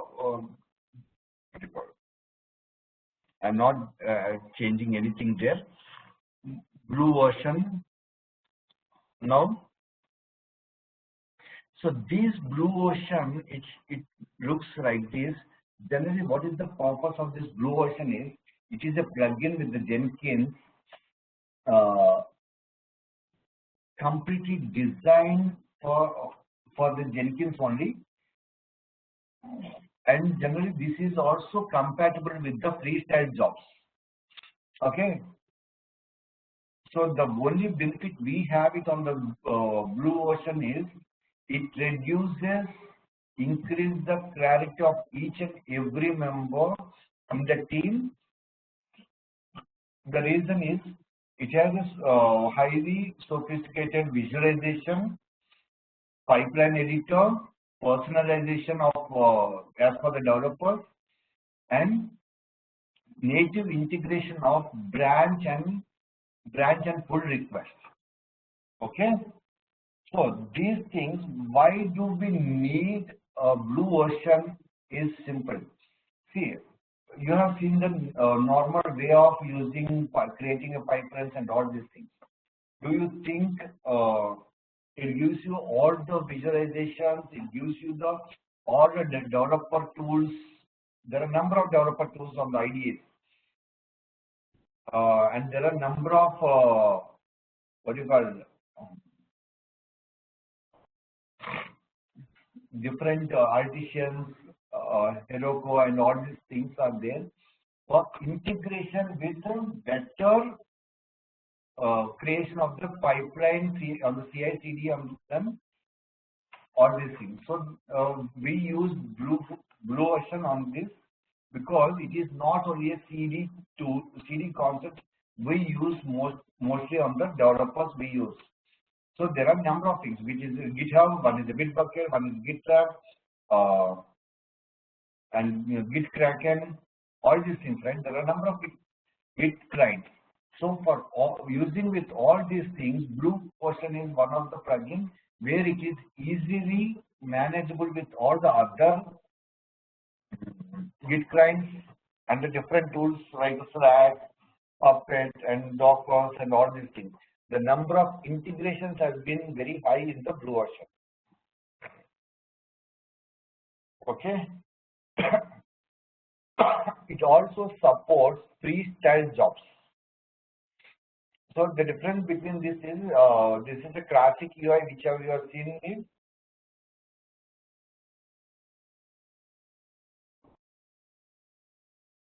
So there are three ways to create a pipeline. One is with the through the Blue Ocean, and one is with the classical UI which you have seen till now, and one is with the Jenkins file. Okay, three ways we can do the we can create a CI/CD pipeline.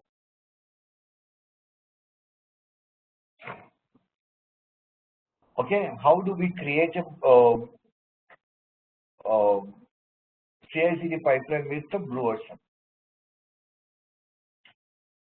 So for creating this what you call CI/CD pipeline with the Blue Ocean, so now we will have some of the other things as well, like see, whenever you see in the different steps, we used to have a code coverage. How do we test the code? Code coverage with the Plover, and integrating the JMeter with the Jenkins. All these things are also very important to do this. So this is the classic UI.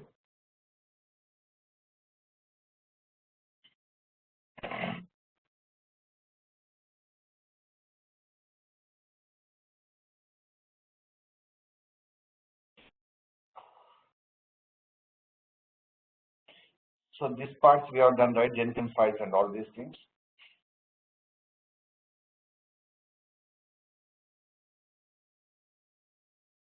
So snippet generator is also done.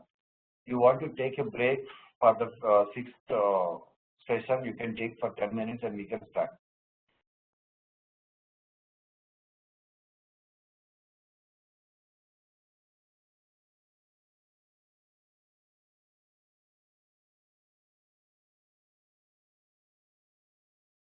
Yes or no? Or you want me to continue?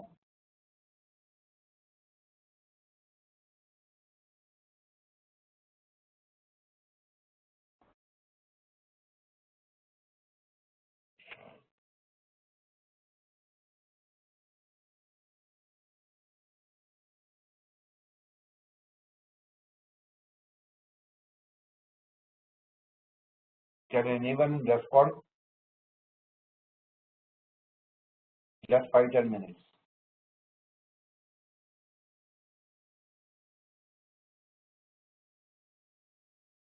Okay.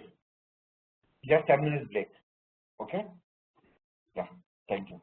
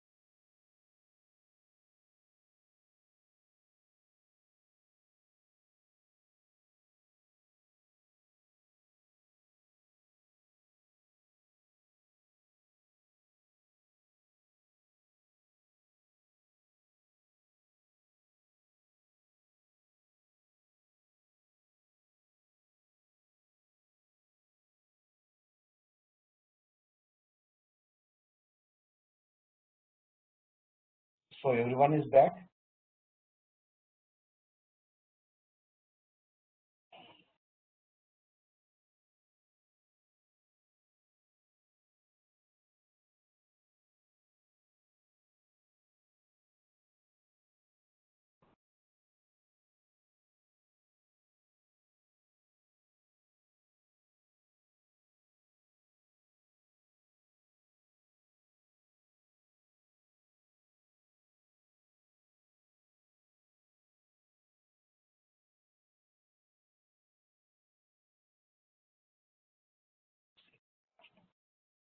Okay.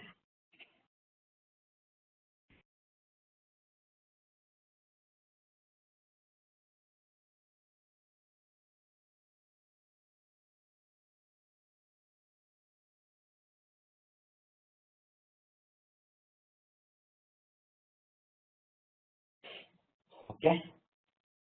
So this is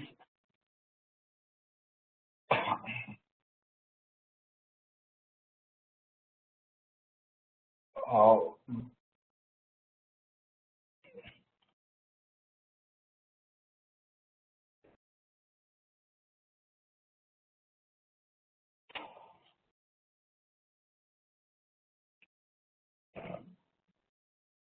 this you have seen, right? How do we create a Jenkins file? Any stages, stage compile. All these things are created with the Jenkins file. And then we are running the Jenkins pipeline from the Jenkins file. So once we open the file configuration, uh, and we need to write the script,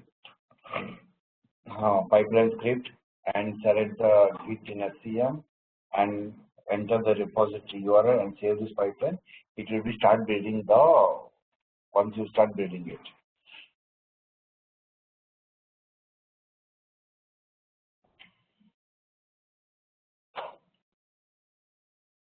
Okay, and so how do we start testing this? So when we start testing is also very important part of the CI/CD pipeline. So there are number of tools. One is a JMeter, NUnit, JUnit. For code coverage, we have a Sonar Cube. There are number of tools how the developer has been written the code and how it is going to test it. So all these things are very important for us to understand whenever we are writing a script or a normal build. So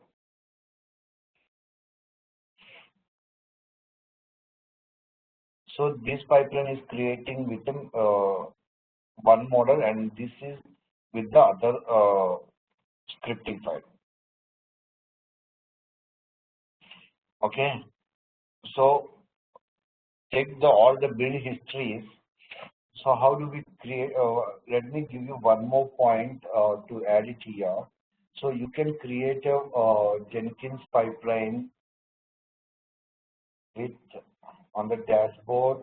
Here you can create from here as well. So new pipeline is done, and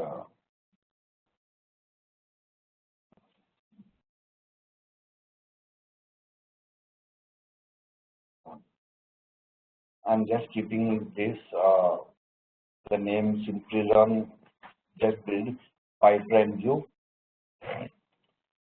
So here we write that the description of the pipeline, and from here we have filter build queue, filter build executors, all these things. So what is that now? So there are three levels. If you go back, build pipeline view, list view, and the my view. So build pipeline view will show that all the jobs in the build pipeline, and list view will show you the simplest list format, and my view will be automatically display the jobs. That's it. There's only three things. And once we have created this in the description, and there are filter build queue.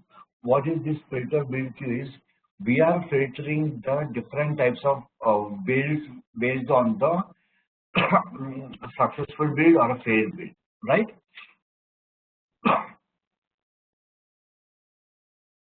And we are using mainly this pipeline flow based on the upstream and downstream relationship we have. That means, so whenever these two jobs has been started, you can identify the names, the layout. So there are different layouts we have. Layout mode, this is a different types of modes. So it is the second one is layout mode, which is open for extension. If any extensions are there, we can use that. So as of now, we are building it only with the upstream and downstream of the relationship. So we need both, like the build has been passed and build has not been passed. All the relationships we require. So what is this upstream and downstream configuration? So first we have to do on what project you have been doing. See, suppose if you go with the real-time scenarios, the project will be one, but there are a number of other teams will be there. Suppose I take a web application, and that web application will also have mobile application involved, and there is a database involved, and any other things we can add.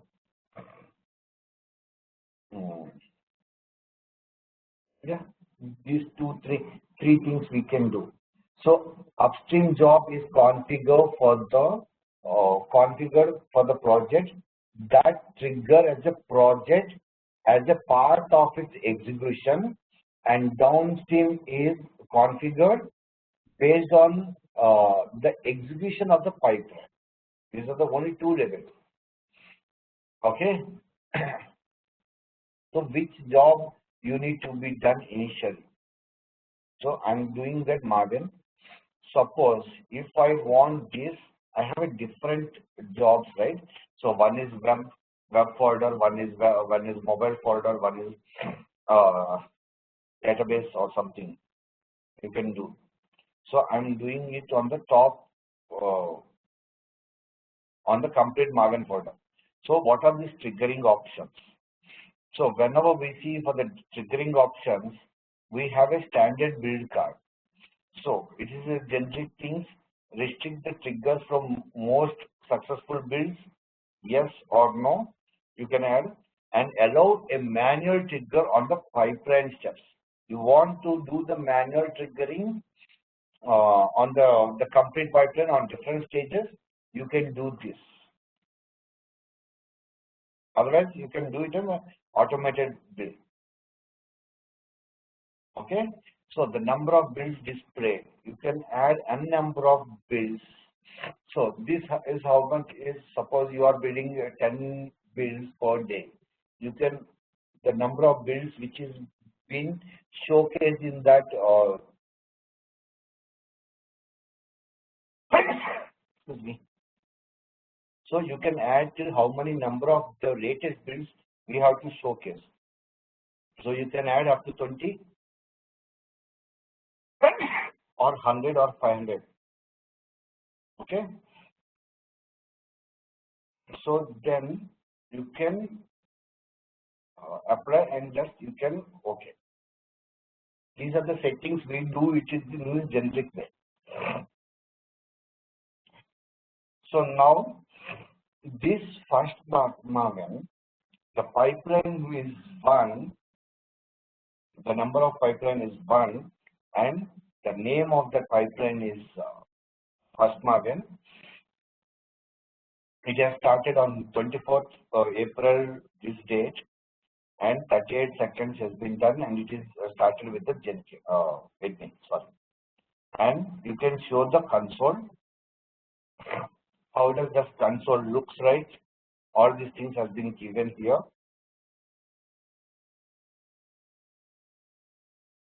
So now we have to start running the project. So you can start run.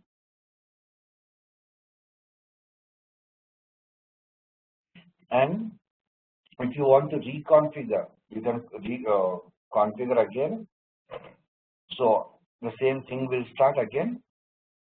You can change anything. So now the build has been completed, and it shows you the history of the simple run pipeline. So here you can see what is called console one, where you can see they established the TCP socket connection on 2.42355, and Jenkins remote capacity channel has been started. Building my app snapshot, and all the steps which involves in building up your application. And what are the tests it has been run? You can identify the test run is 2, failures are 0, errors are 0, skip are 2, time errors is 0.116, and the test result has been given here. The build has been success in the total time finished at this, and waiting for Jenkins to collect the data.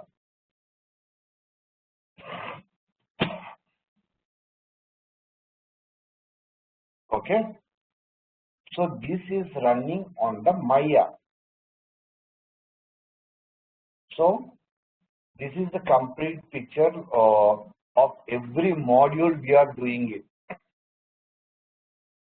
So what is this workspace? The last successful artifacts on the snapshot one, which is in the jar file, and this is on the form file.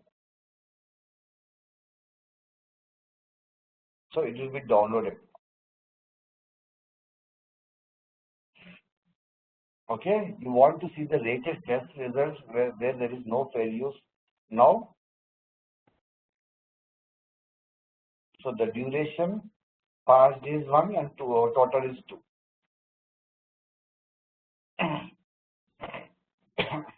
So any recent changes has been happened with the code. There is no changes from the last build to the present build which we have been running. If there is any changes from the code or anything, it gives you the clear picture. Okay, these are the files it has been changed and where we have been changed that.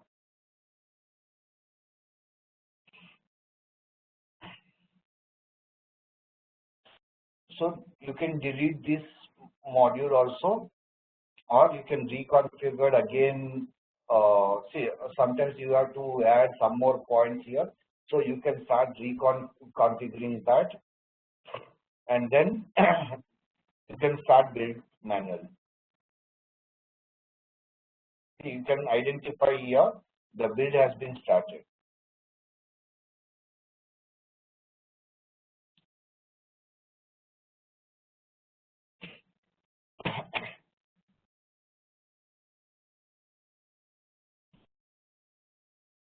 The snippet generate.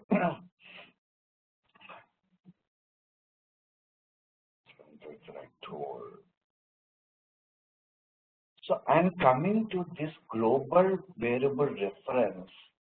So generally, whenever you create the number of pipelines,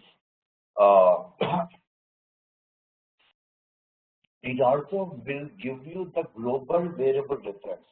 Generally, this will be dynamically populated by all the plugins.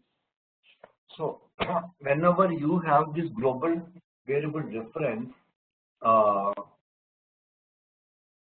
in any of the Jenkins pipeline environment, so it gives you the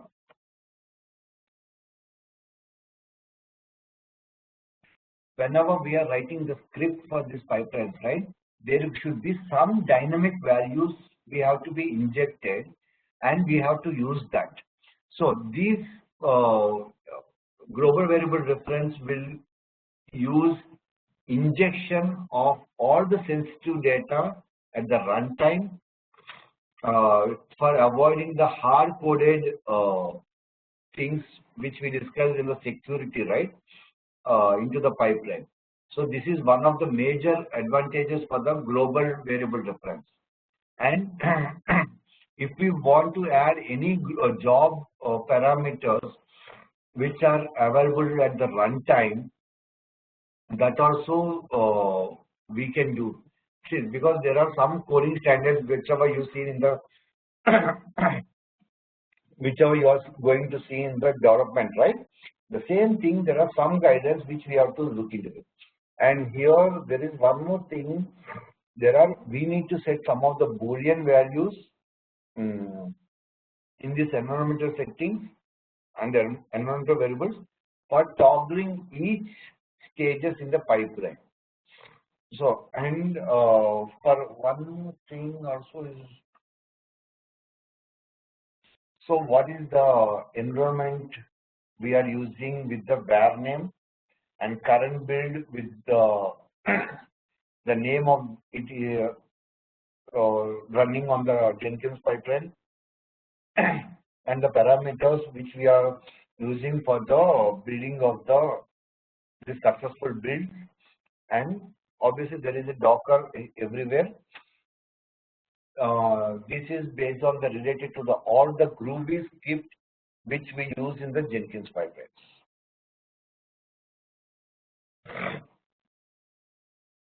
Okay.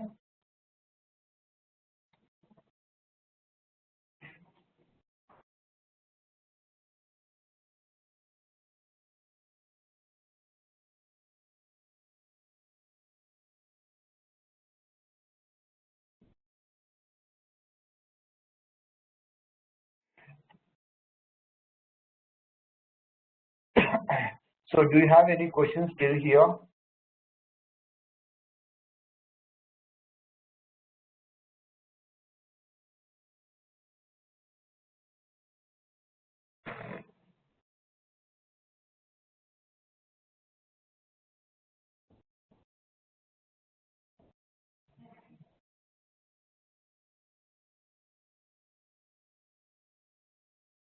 Can you show how you set up my MBA?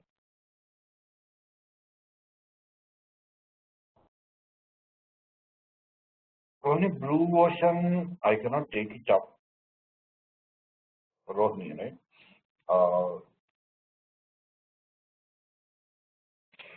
For today, we'll see.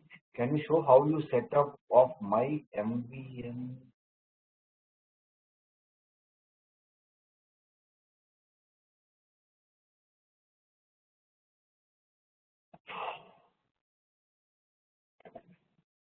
What is this my MVN? It's only your name, right?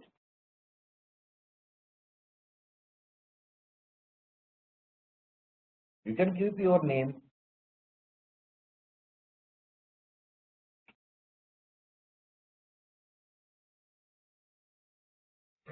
What is my previous?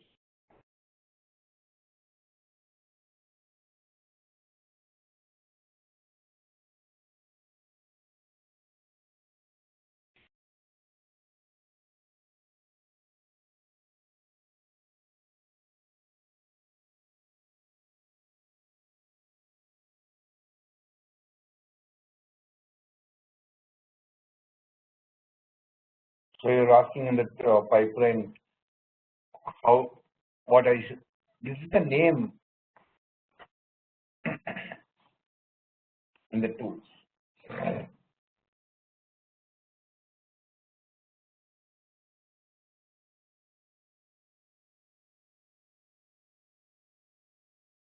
So you want, you can keep the other name as well. See, you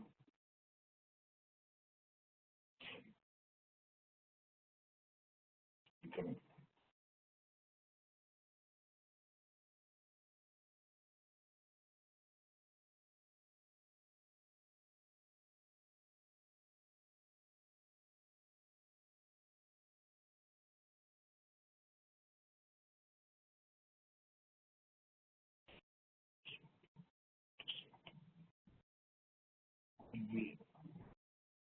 this way who will talk. do you need to set up?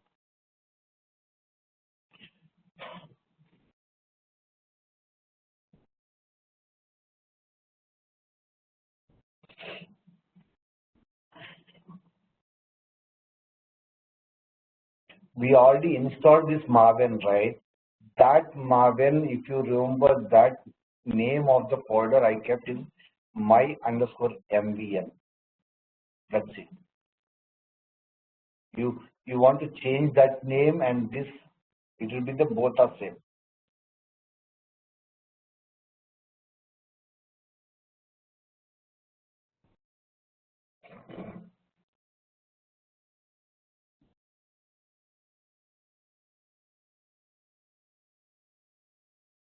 Okay, any other questions you have?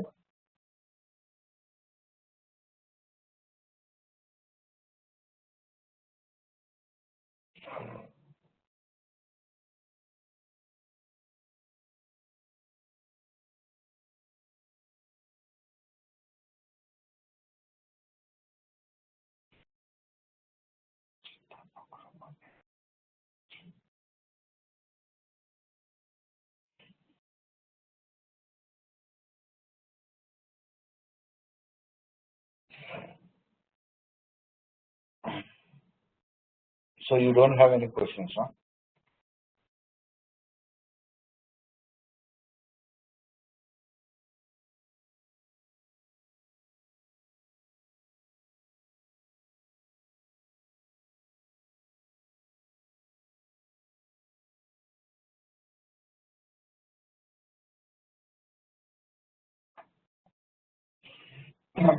So next classes we'll be looking into the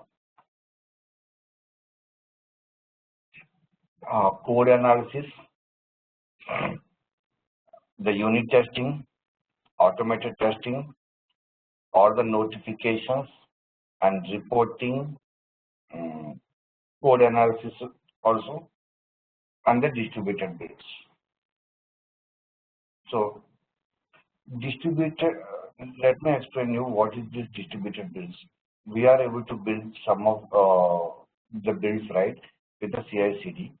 So whenever sometimes we have to have, there are number of instances where there are larger and the bigger projects will be there, right? Which we have to build on very regular basis. So these projects, whenever we are building on a centralized machine, is not the right way to do that. So at that time, we have to do the distributed builds as well. So we make something on the server and one is on the slave. One is on the master and one is on the slave. So that things also we can look. And automated deployment we can do. These are the 4 important things we'll be doing next session.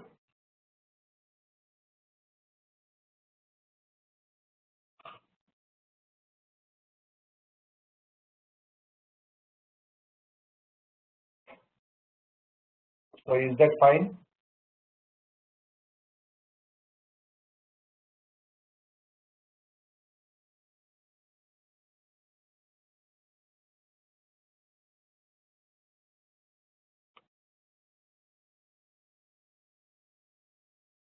Can someone respond?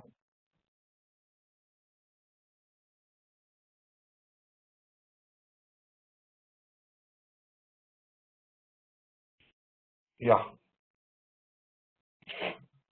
Okay, we'll meet next Saturday to have that all these things.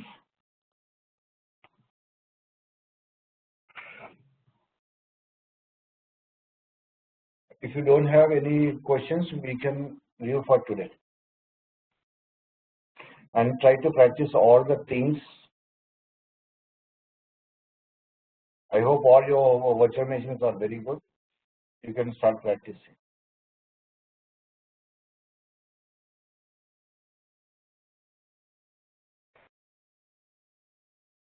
Okay, then if there is no questions, we can connect.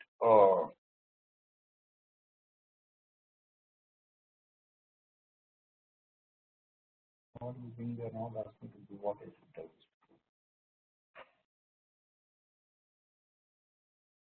I do one thing. Let me add in the Google Drive. So I cannot remember that many number of passwords. I have more than 200 plus email IDs. Okay. So only my problem is only I cannot remember all the passwords. So I try to share it with you in the Google Drive by within 1 hour. After now it is 10 o'clock, right? You can see at around 11:30.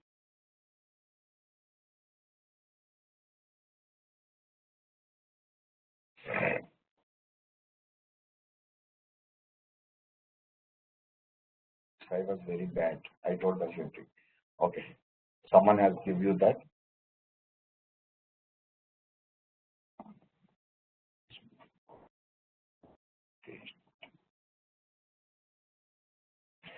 Okay. We'll meet on next week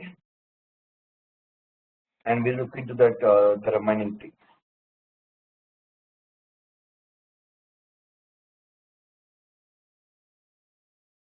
Shouldn't it end in another one more?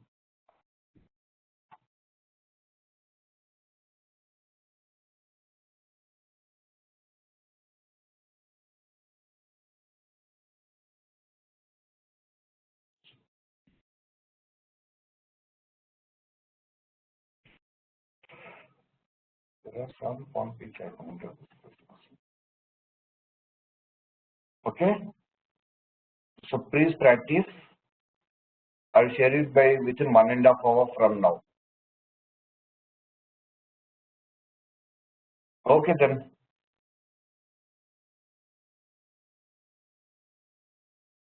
Bye everyone.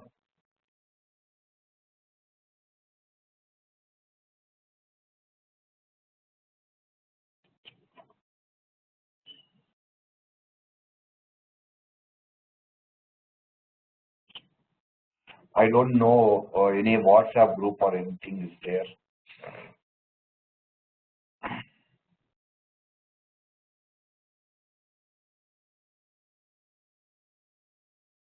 Yes, it is empty because I have to upload, right? Or you have to upload something. Then only you can see able the things. Okay. So we'll connect on next week and within 1-2 hours you'll get all the lab sessions. You can do that.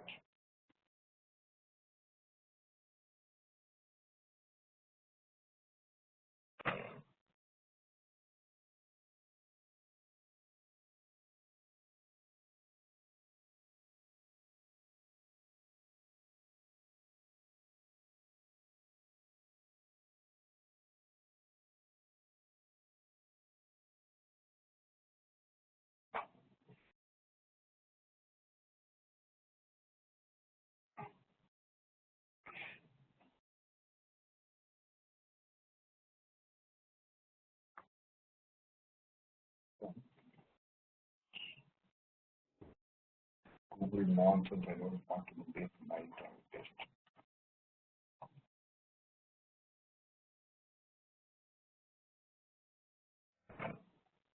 Just wait.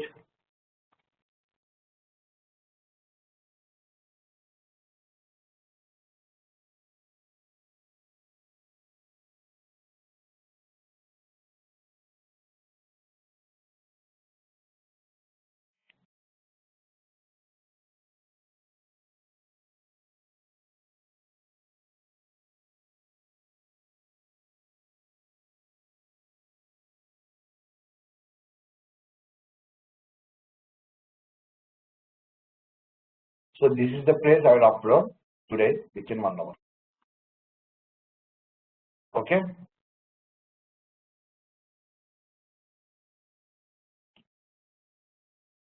Okay then bye.